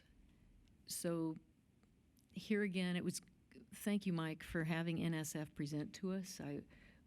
We've spoken with the ARA Labs in our Connectivity Needs Working Group in the past, but it was great to see more of the range and depth of what they're looking at. But are there more opportunities? We think there are to develop more test beds for these private networks and to see how it can really interface not only with individual farms, but also with communities and just make everything better. Then, in general, we recognize a need to accelerate development of direct-to-device or D2D technology. We learned a little bit about this, and I asked the question, is it the policy front or is it the technology front that needs to be accelerated here? And really didn't get a straight answer. I mean, what we heard was, well, FCC is kind of working on it. It's on their radar. But, maybe within this group, we have more knowledge about what we can really do to say, let's push this even more quickly. What can we do? Is it R&D? And I'm looking to Andy because he's one of the smartest guys I know in the period, but definitely in the room. Or is it policies? I don't know. But we think this is an area that has a lot of potential for precision agriculture. So those are some of our interim recommendations. I think when we look at our final report and final offering to the task force, I'm hoping that we'll get more out of today's conversation, and I would expect to see maybe a few more specifics on other opportunities, maybe, for example, rural utility service. I know in our last round with Connectivity Needs, we talked about the difference between some of their grant and loan offerings for tower construction. But maybe we need to go a little bit deeper, be a little bit more specific on some other impediments to enabling our existing rural providers, like cooperatives, to providing better service. So I think we've got room for discussion here, and we definitely have some other things that we plan to be looking into. And I apologize that I didn't throw those up on the throw those up on the screen. I probably should have done that, but I was just trying to hit the deadline for getting the slides in. So Q&A, let's go. Questions? You're kidding me, Shrikala? right? You can't be serious right now.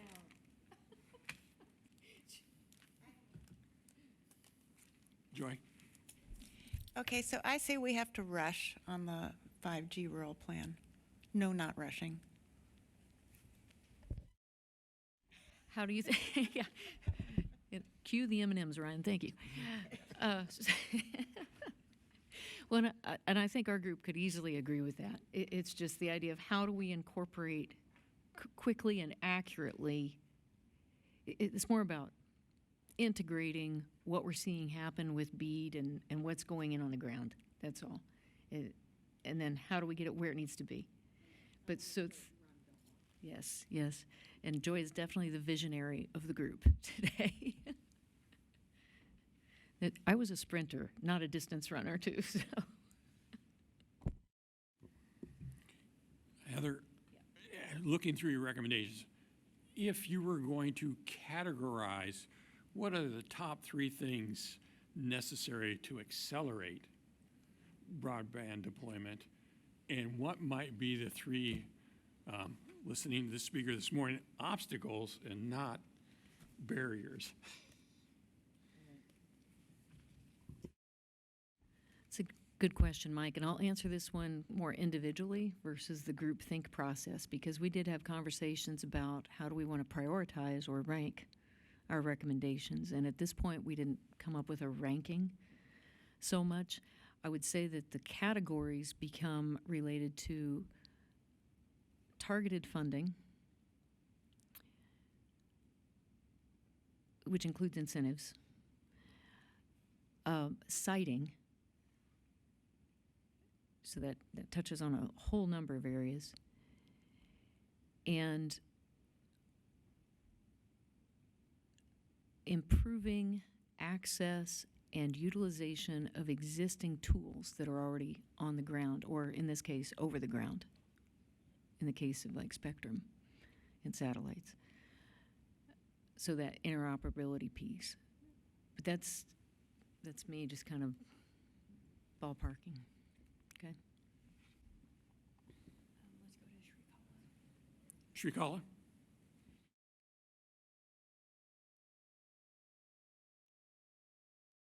You're muted, Shrikala, sorry. Not yet. Not yet.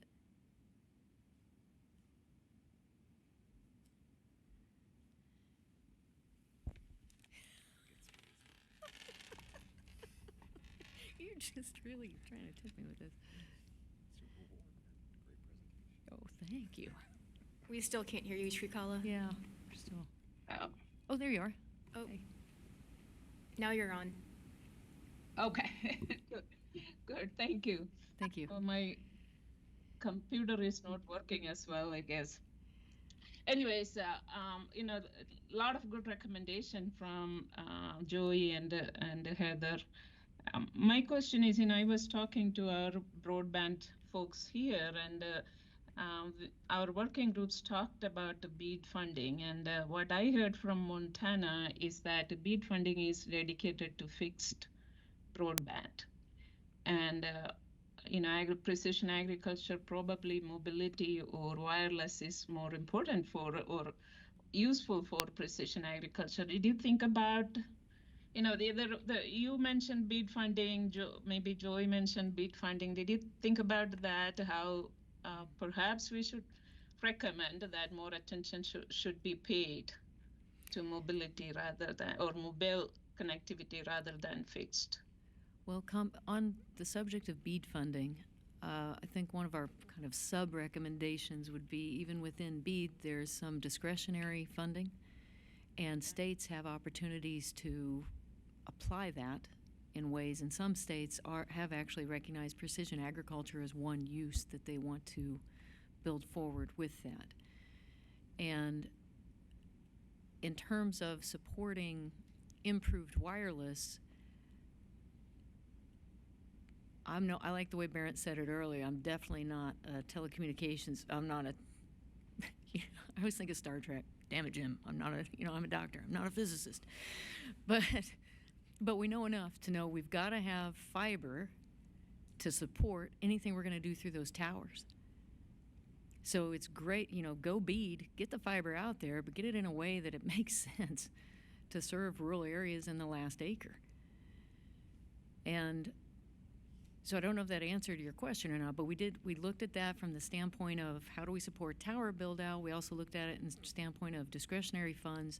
And then that's why this conversation about the potential for the 5G fund becomes exciting, because we recognize that the wireless frontier is what will make or break our potential, our ability to seize and capture the potential of precision agriculture.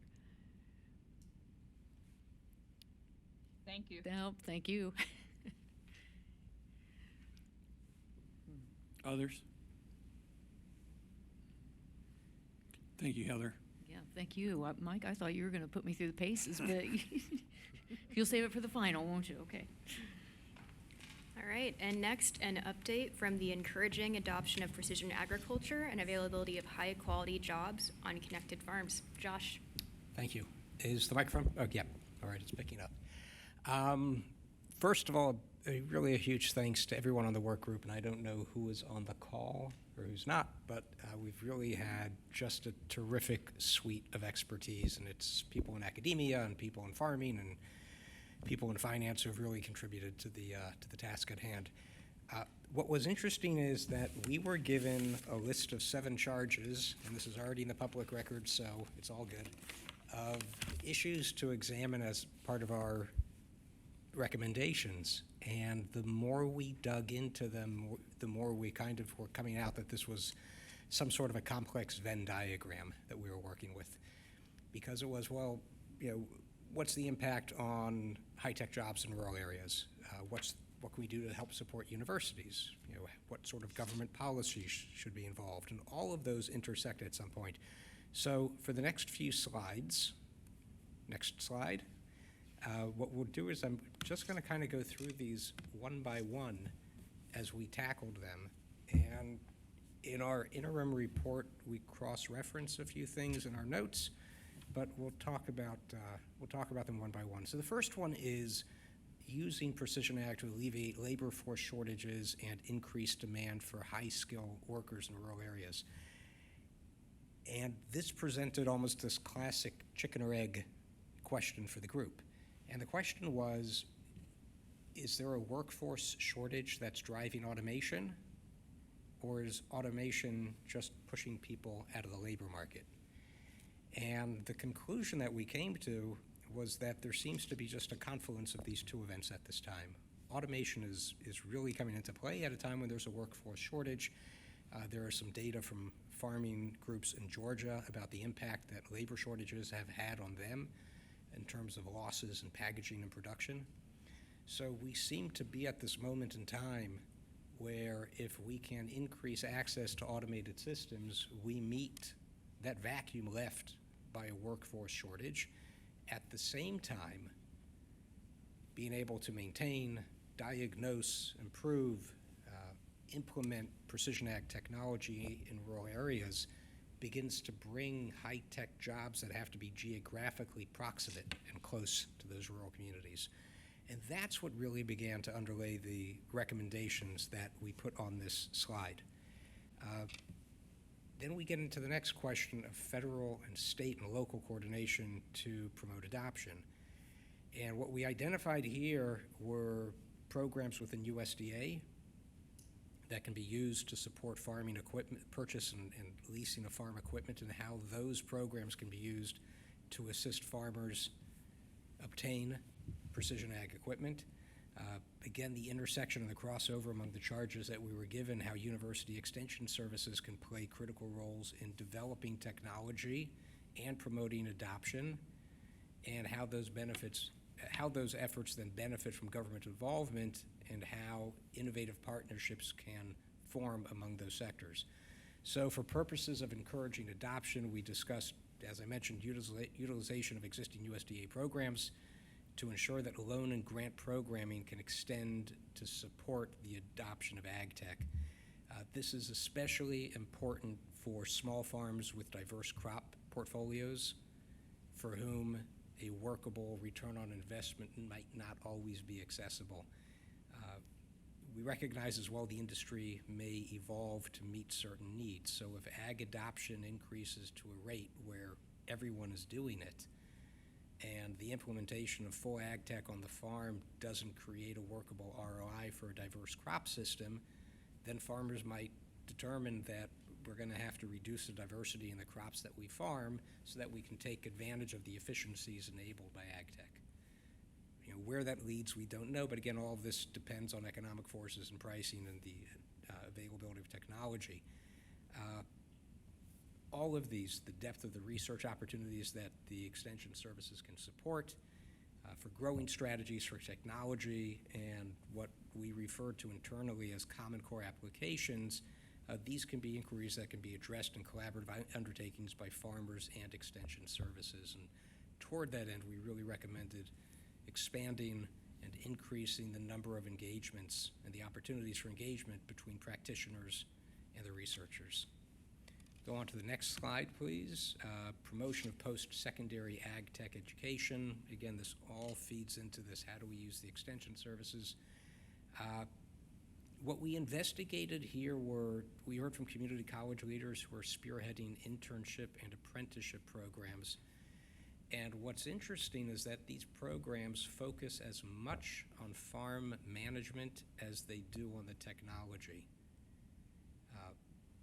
But what we found here again is that it's important to get the students out into the field, to get them acquainted with the industry itself, get that hands-on ability with the technology, and then to teach them the management skills. A point that we kept coming back to was that as much as we automate, there always needs to be a human at the end of that automation. And it's almost the flip side of the coin that we talk about. As much as you have wireless technology, you always need a fiber connection at the end of it. But there always needs to be a human being somewhere at the end of that line. You know, as one person mentioned, AI isn't going to replace all jobs, but the person who knows how to use AI is going to take that job. This is an example of, you know, again, we talked about one of our charges later on talked about partnerships, and this is again an example of those partnerships of how the stakeholders from academia, farming, government can convene much the way that these work groups have convened to address these issues. Next slide is government, industry, and stakeholder partnerships. This was probably a trickier charge to address. We talked about relationships between USDA and farmers, USDA and other agencies, university systems, and private employers. You know, we reached back to the charge that we just had in terms of internship and apprenticeship programs and the various parties that are involved with those. But it drove us a little deeper into the issue, and the partnerships then evolved into conversations. Bernd mentioned from Farm Bureau Federation today the CoBank study about wireless and using CBRS. That's another example of a partnership that we hadn't thought of until he mentioned it to us, because what you're talking about there is a partnership between the financing industry, the technology industry, and then communities that can avail themselves of the services and the networks that are deployed with the first thought to serve the farm, but with excess capacity, how can that then come out to help the community as well? It also highlighted some partnerships that we discovered while doing research. There is one which struck us. It's a partnership. It's the Ag Tech Innovation Hub at The Ohio State University. And this includes Ohio State, the Ohio Farm Bureau Federation, and Nationwide Insurance Company. Nationwide's interest in supporting this financially is they're not necessarily so much in the crop insurance business, but they're in the workers' comp business. So if automation can reduce farm labor injuries, that's good for Nationwide's bottom line. So that for them creates an incentive to work with Ohio State and Farm Bureau to start studying how promoting automation on farms can reduce workplace injury. Twofold. Number one, by reducing the number of laborers in mechanized engaging in processes that can be replaced by mechanized production, but also making any process where a human being is involved safer as well. So we had that, that was one example of a partnership. Another one is there's an organization called Grant Farm. This is a research and educational effort of growers, technologists, educators, developers, and policymakers. The organization studies ag tech implementation through interviews, listening sessions, and tours. They are hosting in Grand Forks, North Dakota in October a Space Ag conference. Yes, I'm getting that travel requisition into my office now to see if I can get out to North Dakota for that.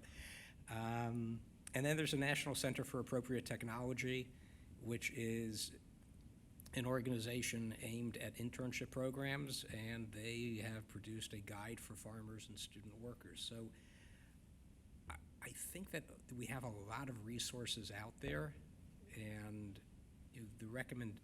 at the bottom of the recommendation is to find a way to elevate these organizations and what they do and create awareness of what they're accomplishing. Next slide. Let's see where we are. Obstacles farmers and ranchers face in adopting precision ag. Connectivity is one issue, and we've heard about that, and that's a lot to tackle. The other one is affordability and age of farmer. We see a lot of these trends in broadband adoption generally. If you take a look at broadband adoption rates by age, they're all ticking upward. And then what we see is a plateau in the 65 plus set, while all the other ages begin to hit that level. And what we see there is that there's no expectation that when you begin to make those mandatory withdrawals from your retirement accounts, what is the RMD, the required minimum distribution each year, that you're going to suddenly cut off your internet service. The whole notion of age playing a factor in broadband adoption really seems to be rooted in familiarity with technology and where was I in my life in the workforce when this came in. So the people who are 40 now and 50 now, those who remember when MTV launched and Thriller was released, you're not cutting the cord when you reach retirement age. So we expect adoption to maintain. We see that on the farm as well, and we've heard this personally from farmers who presented to us. The older farmers don't necessarily immediately grasp the benefit of the technology. So there is some work to do there, but that will over time become a self-resolving problem.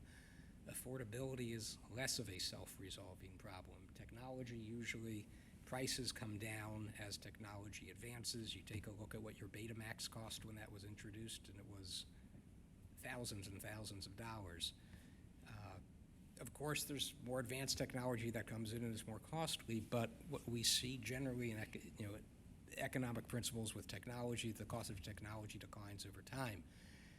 Where we see part of the cost, though, is subscription services, per acre rates, and especially for small farms, and again, this gets back, we spoke about a few minutes ago, small farms with diverse crop portfolios.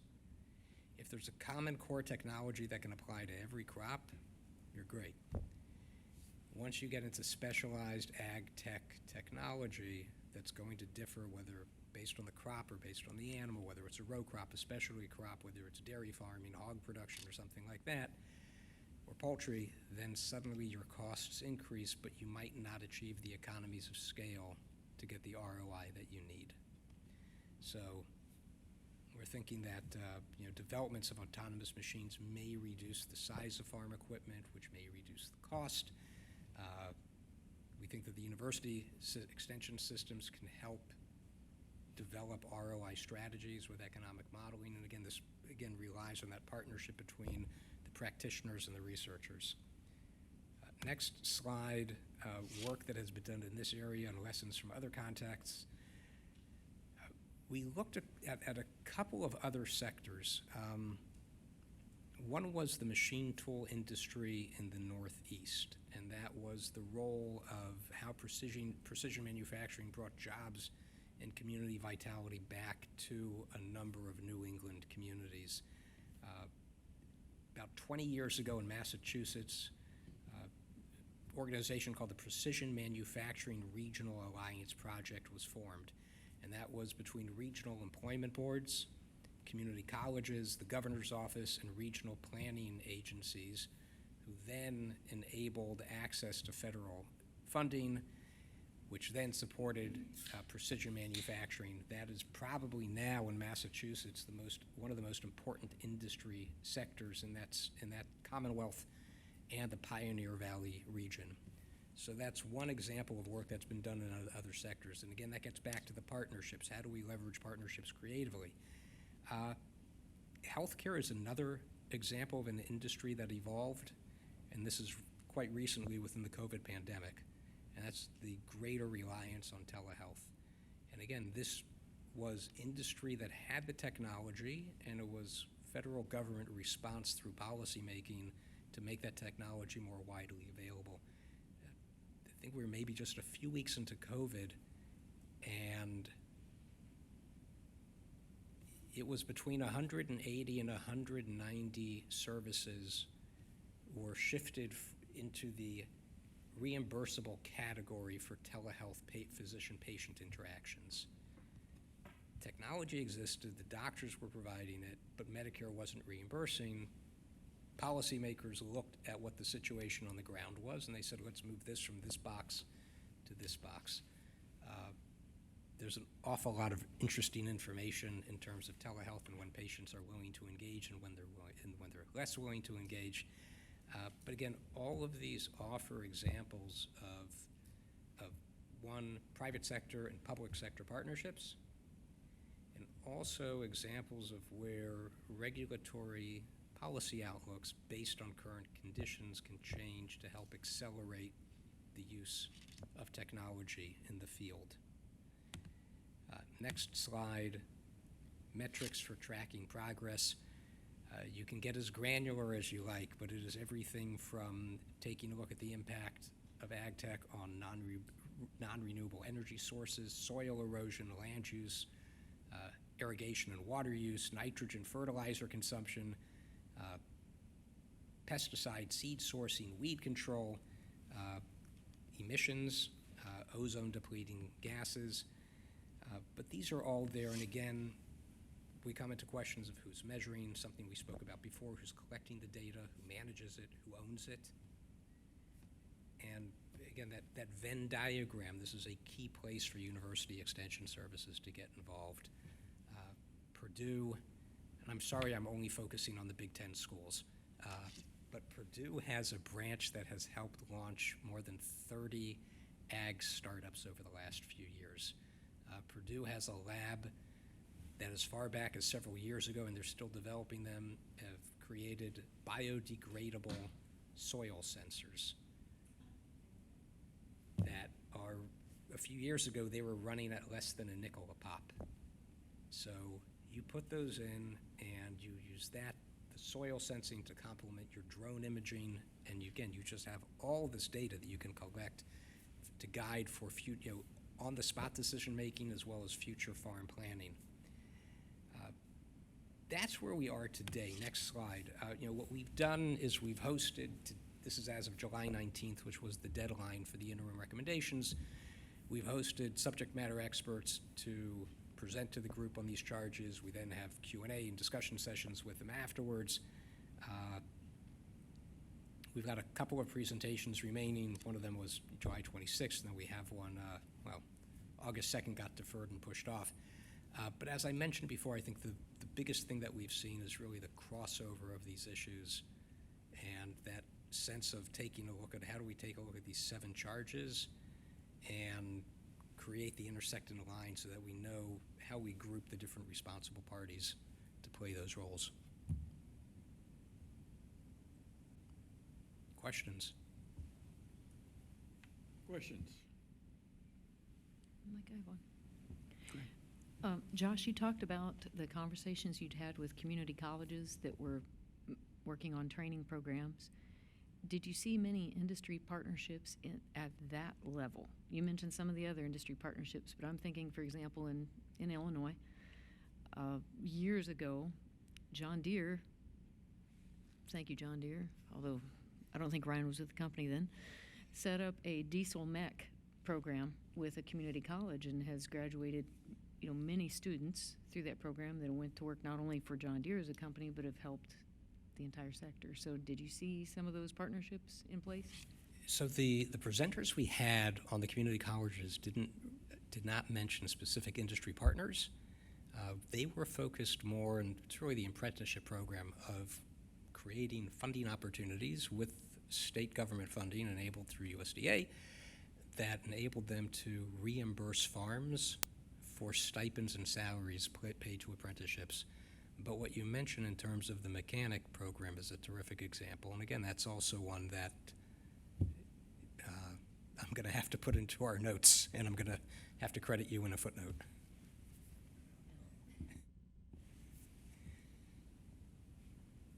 Question for you. As you think about incenting adoption, like the loans that you mentioned to ease the burden on adopting precision ag, did you guys talk about incenting the upfront purchase versus incenting based on utilization?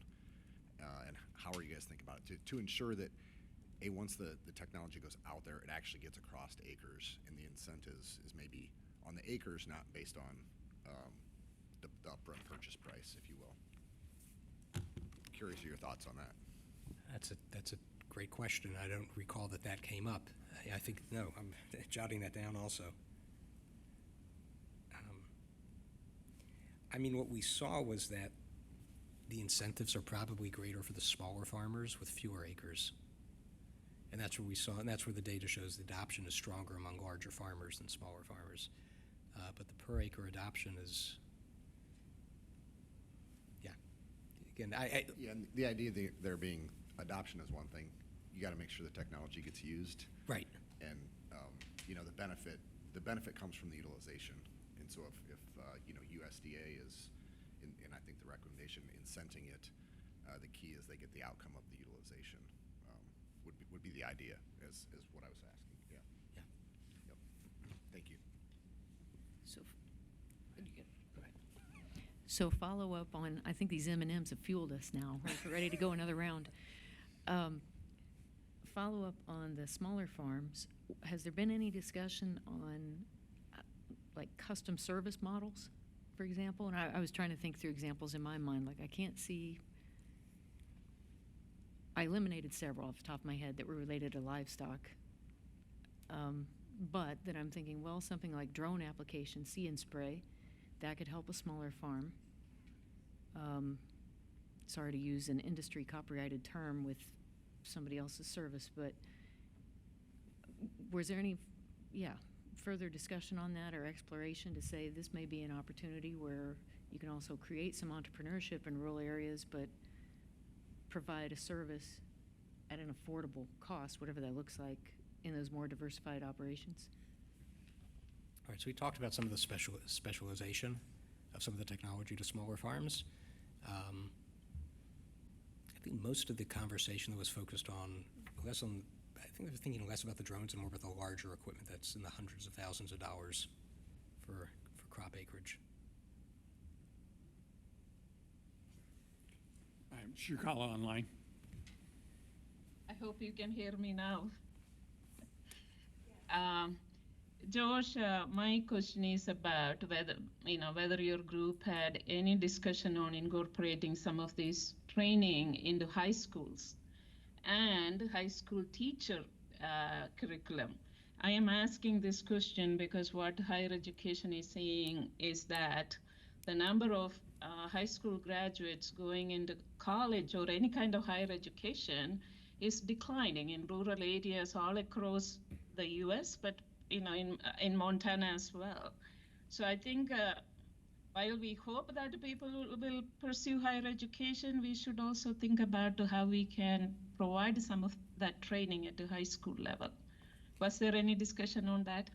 So we've touched on Future Farmers of America, what they've done globally within NTCA, the organization that I work for. We've often talked about the need to get into high schools, and we've worked with the National Rural Education Association to put really a toolkit together for K through 12 students to let them know about the availability of high-tech jobs.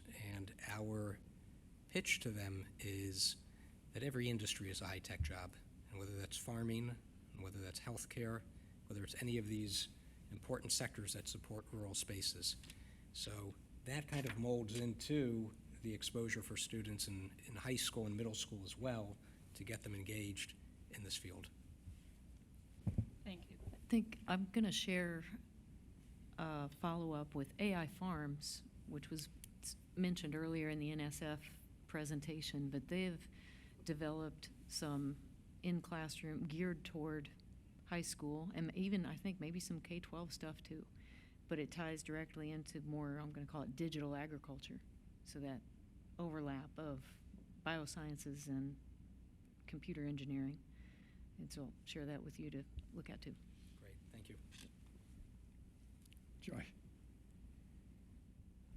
I was just thinking that in terms of making some of the applications available to smaller farms and specialty crops, that's where the cloud becomes so valuable, so that you can have that entrepreneurship, the innovation, the propagation, and reconfiguring those systems so that they fit.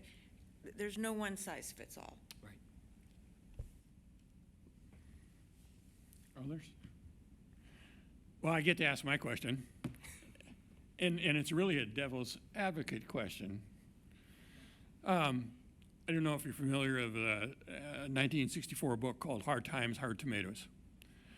And what it was is they modified the tomatoes. I mean, how many people here have a home garden say, my home garden tomato tastes better, right? Because they're harvested many times in unripe fashion, right? To accommodate the technology, the automation. Right? And then the second thing we got hit with of recent was Frankenstein vegetables, right?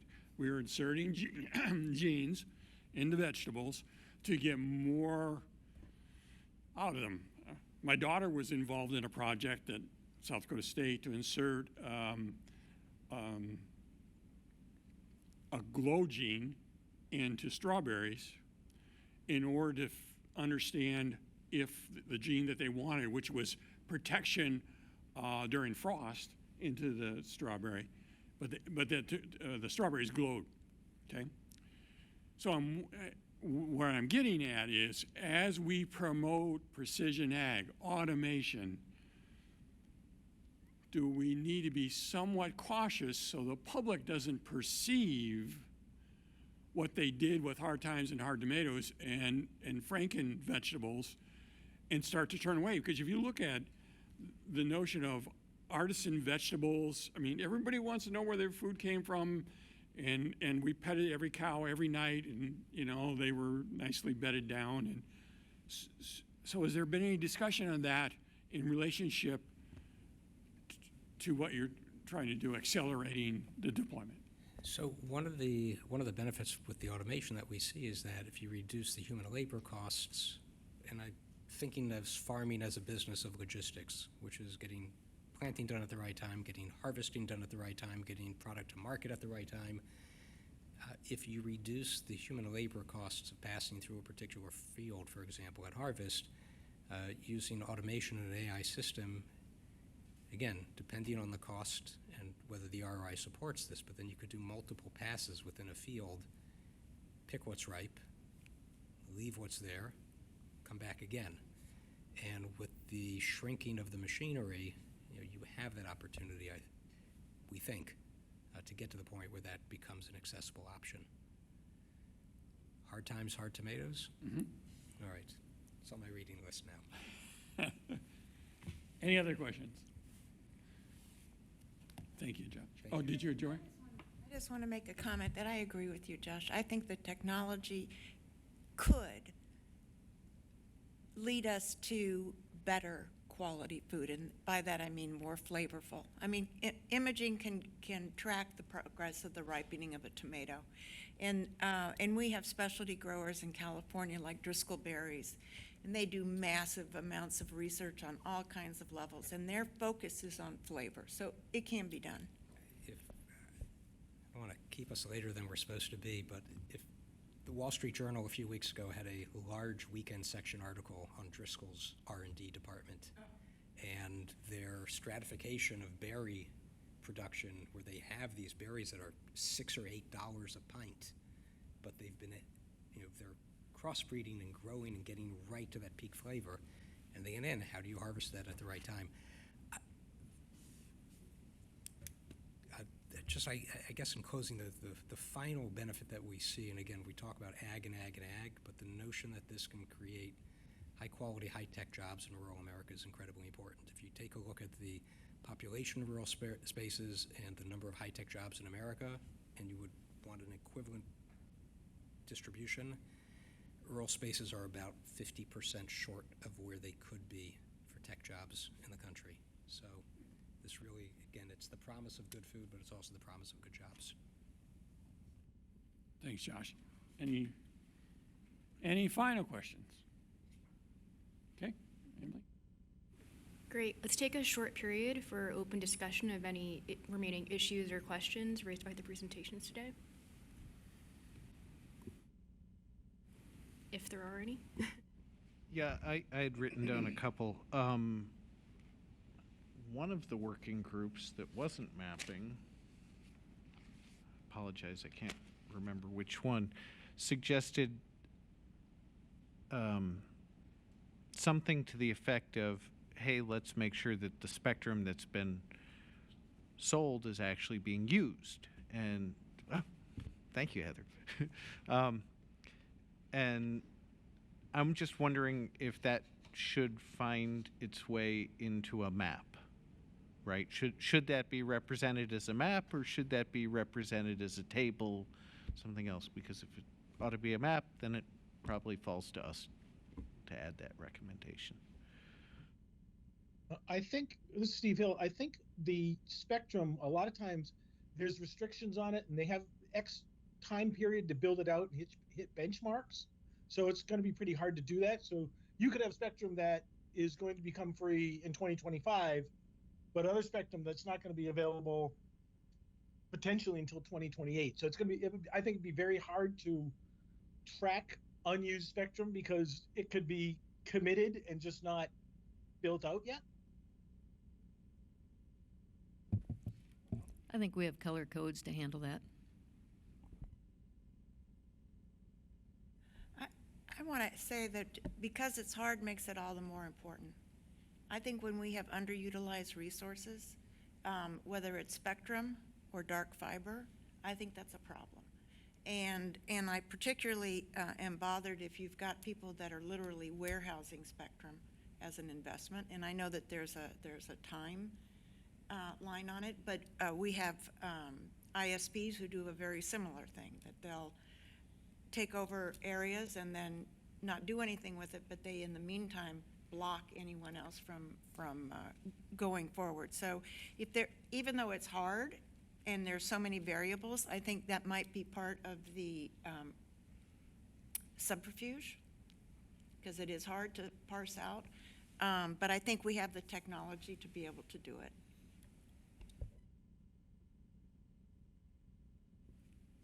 Andy? So we began today learning about NOIs and NPRMs. I'd really like to follow up on the notion of an NOI for low-band spectrum to facilitate Internet of Things devices. We've heard that this is a significant issue for Internet of Things devices because low-band spectrum will facilitate subsoil sensors, they'll facilitate things like the biodegradable sensors that could be put into a bag of seeds that could go through the planter and report back. And I'd love to start on this like now and not like making a recommendation in the report that churns up time. So I know that's a little bit of a, it's aggressive, But I think it's incredibly important that we get going on that. And the other reason it's important is that, NTIA is getting ready to relaunch a new group of people to work on spectrum issues in general.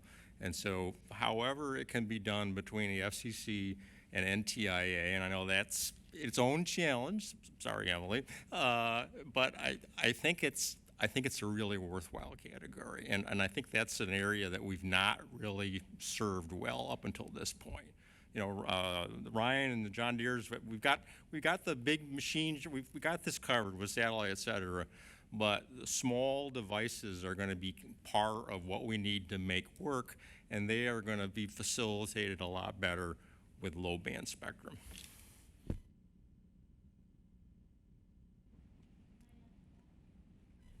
I would also add that those sensors can also have the lot codes for the food traceability. And so one of the things that we learned from the same Purdue people who run the IoT for Ag is the concept of planting sensors. And so that's something to be thought about, is that they can also do they can multitask. Yeah, so kind of bouncing off the point Andy was making, I've been struggling for some time now. I agree with the point you're making that we need more low-band spectrum for IoT devices. I think that's incontrovertible, okay? But the piece that I'm struggling with is, why have we not been more successful with TV white space? Why has TV white space not realized its potential? I don't think it's lack of spectrum. I think there's something else going on. And I'm not sure what the something else is.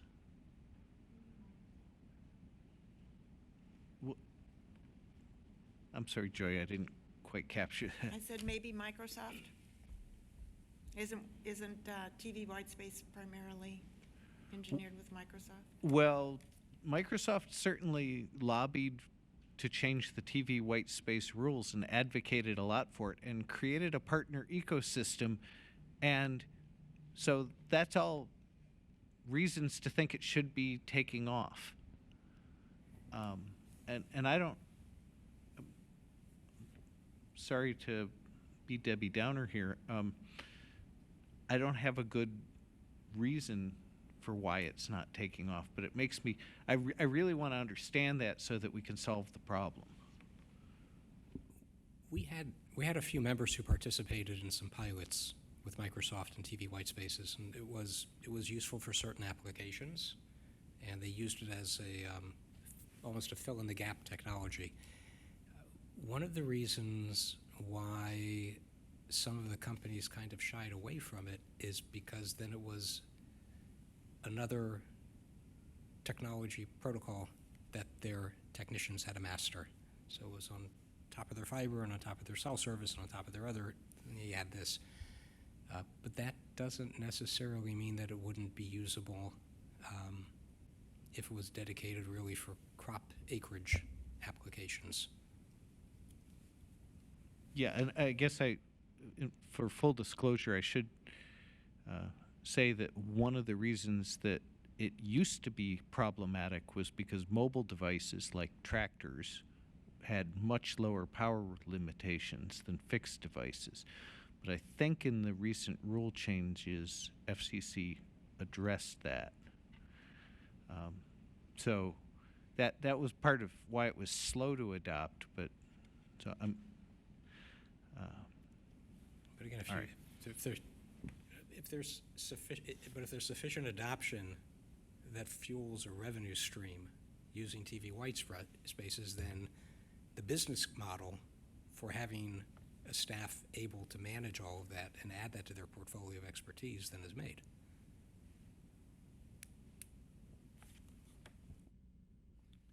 Can maybe add some insight from an equipment manufacturer perspective.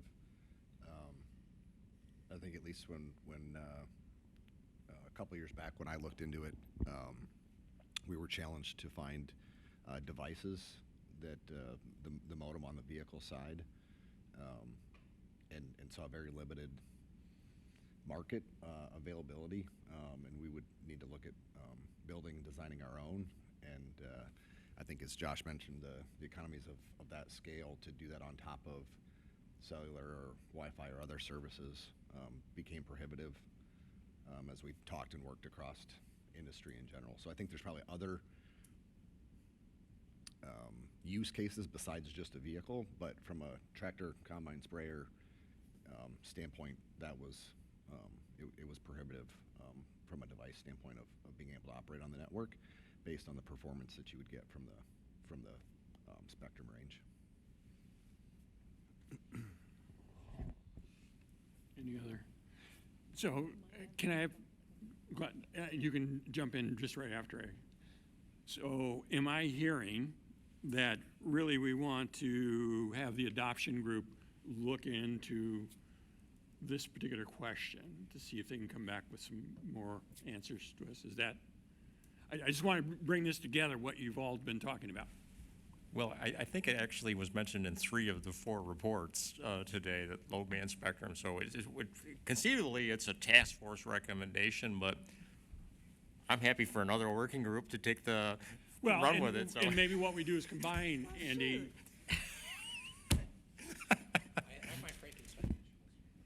I just see it, I see it surfacing toward the top of our recommendations at the end of the day. As we put together our summary, this seems to be something that there's collective agreement on. It needs to happen. I don't know how much more research. Is there a lot more research we need to do? Yeah. Okay. Well, I think that what Joe pointed out and what was occurring to me was when we're talking about the need for low band spectrum, if there's an NOI, it would look at all of the low band spectrums available, including TV white spaces, and we would ask someone to comment on why hasn't it been utilized, et cetera. But we know in general, talking to the IoT NSF IoT team, that they feel very strongly that we need it. We need that low band spectrum. And so, start with that foundation and open it up and say, where is that going to come from? Is it going to come from people that have not built out? Or is that going to come from TV white spaces? Or is that going to be potentially reallocated from some other service from spectrum that's managed by NTIA? And I think that's the level of the work that needs to be done, and it's not an easy effort. And yes, I'm willing to work on it. I'm not willing to shirk my duty on it because it is so important. Heather? Well, on a somewhat related note, and maybe this comes forth then in a notice of inquiry, but it just seems to me that we need to point out the importance of developing transitions or adapters. I'm thinking this of like solving a physical problem, right? And I need a coupler that's going to help me get that male in to talk to the female or whatever. I need to make things work. So how can we figure out ways, or a coupler that would help where there's underused spectrum, get connected with those local providers who want to make something happen for people in unserved and underserved areas. I think the faster we can get there, the better off everybody's going to be. But I'm not informed enough to know exactly what form that takes, if it requires a full-blown notice of inquiry or if it's just a general recommendation. I don't know. But I think we need to emphasize that. And then another piece that we as a task force have not, well, we probably don't have the authority to write our own letter unless it were approved by the commission, but somehow there needs to be some well-written, very clear information provided to states, all these state broadband offices, to say, here are the priorities and here are some criteria to be considered as it relates to precision agriculture, which is important in every state in this country. In other words, things we've talked about, we've touched on it, each working group had something that was related to state policies and state enactment, and especially as we look at BEAD and those allocation of funds, it just seems like timing becomes critical. And I don't know if we can accelerate a message, even using maybe past reports that have already been approved and gone through the commission's oversight, if there's a way to even capture what's written in those and provide that to states. Because we can't expect them to be omniscient in terms of every document that's issued from the agency. And I think being more active about that communication is how you increase some awareness and understanding. So what you're asking is that the task force put forward a recommendation to the FCC to do what you just said, that inform the states you really need to put precision ag as you move forward on connectivity throughout your state. Right, that here's an opportunity, and this is Yeah. an opportunity for Okay. you to create jobs. It's an opportunity for you to fuel your economy. It's an opportunity for you to have safer food and better quality resources, and here's how you can get there. But I think we can even work with past reports and maybe get something out. Okay. It doesn't have to take a year. Maybe. Don't know. Yes, Joy? Well, this is a question. What happens with this preliminary report? How does, what we did today, what happens with it? So we move on, because we're going to refine this until December 5th when we vote on the final report. So nothing can happen until that final report. So nothing gets published? No. No. Well, if I could ask the group, because our accelerating deployment working group plans to still meet, we know we still have a short list of things we want to try to learn more, do better, come up with. So I would ask, do you have anything today that you think we should be working on and looking at, or people we need to talk to? You did mention that funding being one of the major reasons that broadband has not accelerated, and that's completely true. It's so capital intensive as far as running fiber and those things. And Joy, you mentioned the co-ops, whether it be electric, whether it be telecom, whether it be startup companies. We have to remember that if we're going to look at some of those or similar type organizations other than your incumbent large carriers, we don't have teams of attorneys, teams of financial people to be able to run these programs. And they're smaller companies, and they will shy away from the overburdensome grant regulations that are in some of those. I mean, I've seen it firsthand. We totally agree with adequate oversight of federal funding needs to be there, but if it cannot be implemented with a small office, it's not going to be taken. And for the vast majority, as far as I'll just speak for myself, we didn't get into the broadband business to make money. We did it as a service to our members. They didn't have the service. We wanted to carry the service to them. And that's where the majority of this is being spread grassroots level. And it is a huge drain on your capital as well as your workforce and everything. Yeah, so there are a lot of reasons to not do it. And then if you have funding that's available, however, those restrictions, those regulations are so burdensome, it puts another check in the box of why not to do it. And so taking some of those regulations, or at least streamlining some of those things so that it can be more reachable to smaller companies who will, in fact, try to get to that last acre. I think that's going to be critical in having more people get involved in broadband on a more localized level. Well, Brad, I would invite you to email me, and then Jared is our vice chairman, but please share any specifics you have, because our group's very interested in that, and we want to be on point. Be happy to do that. And speed to market, we've all talked about, and Andy's saying let's do something now. I mean, speed to market is critical. The programs, as we take some of the regulation out or ease the burden on some of those things,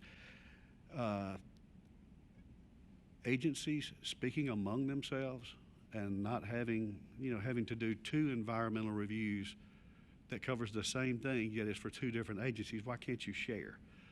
It's just simple things like that. And I know that there has been some legislation that is considered to do that. I don't know that it's passed, not sure exactly where it is, but there are some things to try to streamline some of those to help move some of these processes and get that timeline closer together. But speed to market is as critical as trying to get the funding available. And the grant opportunities are something that hinder us on both sides of that. Any other thoughts? Yeah, Heather, when we were talking earlier, you gave me some feedback about states wanting to give feedback back to the federal government on the maps, and I said, hey, let's discuss that during the open discussion, and here we are. Is that something we can do in the little bit of time we have remaining, or should we take that offline? Well, I think what I can do, recognizing where we're at here, I can share the specific state with you and took notes and then ask them to follow up with how they actually, the specific steps they took to ground truth the map as it was presented to them. And that's where we had obtained this feedback that their interpretation and what they had been told with regards to the BEAD effort was they had that one shot, and it was going to be a static image of this is what service looks like in your state, rather than updating it over time as service changed. But I will get to what I think is even more productive are the steps they took to ground truth and verify maps and service. It was really, they did a lot of work. Yeah, I'm sure we'd welcome that input. Thanks.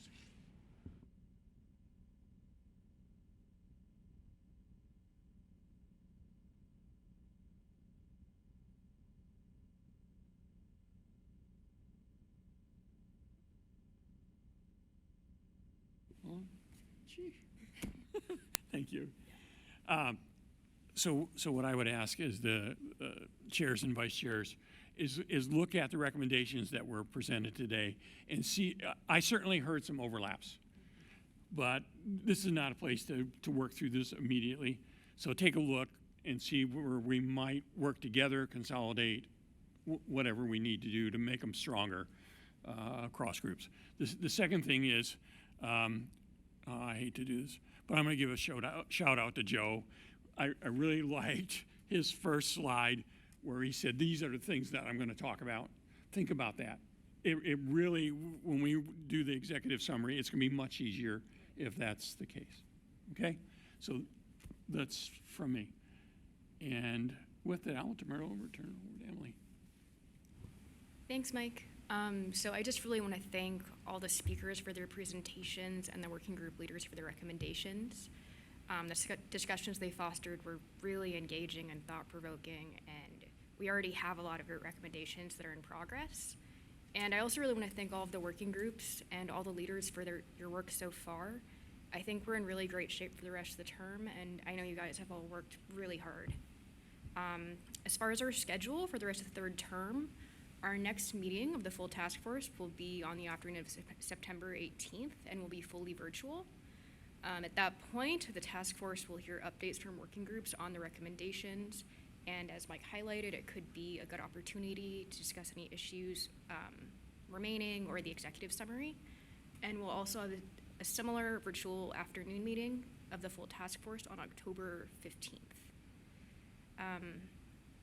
As we all know, there's a statutory requirement that we do produce a report at the end of this term, and our last task force meeting will be of the full task force on December 5th, where the task force will consider and vote on a comprehensive report. So to make sure that the report is ready for voting for the last meeting, the FCC will need at least 30 days to review the report and to circulate it to the task force members for their review. And just please keep all of this in mind as we continue our work. And last, it really is an honor to serve as DFO of this task force and do all this work with you. And I also really want to thank my deputy DFO, Tom Hastings, as well as my liaisons at the FCC and USDA for all their excellent work and support so far, and that I know they'll continue to provide. And I also want to thank the commission staff for their support in planning and running the meeting. And with that, I'll turn it back over to you, Dr. Adeline, to adjourn the meeting. Any last thoughts? Can I have a motion to adjourn? Second? And all in favor, aye.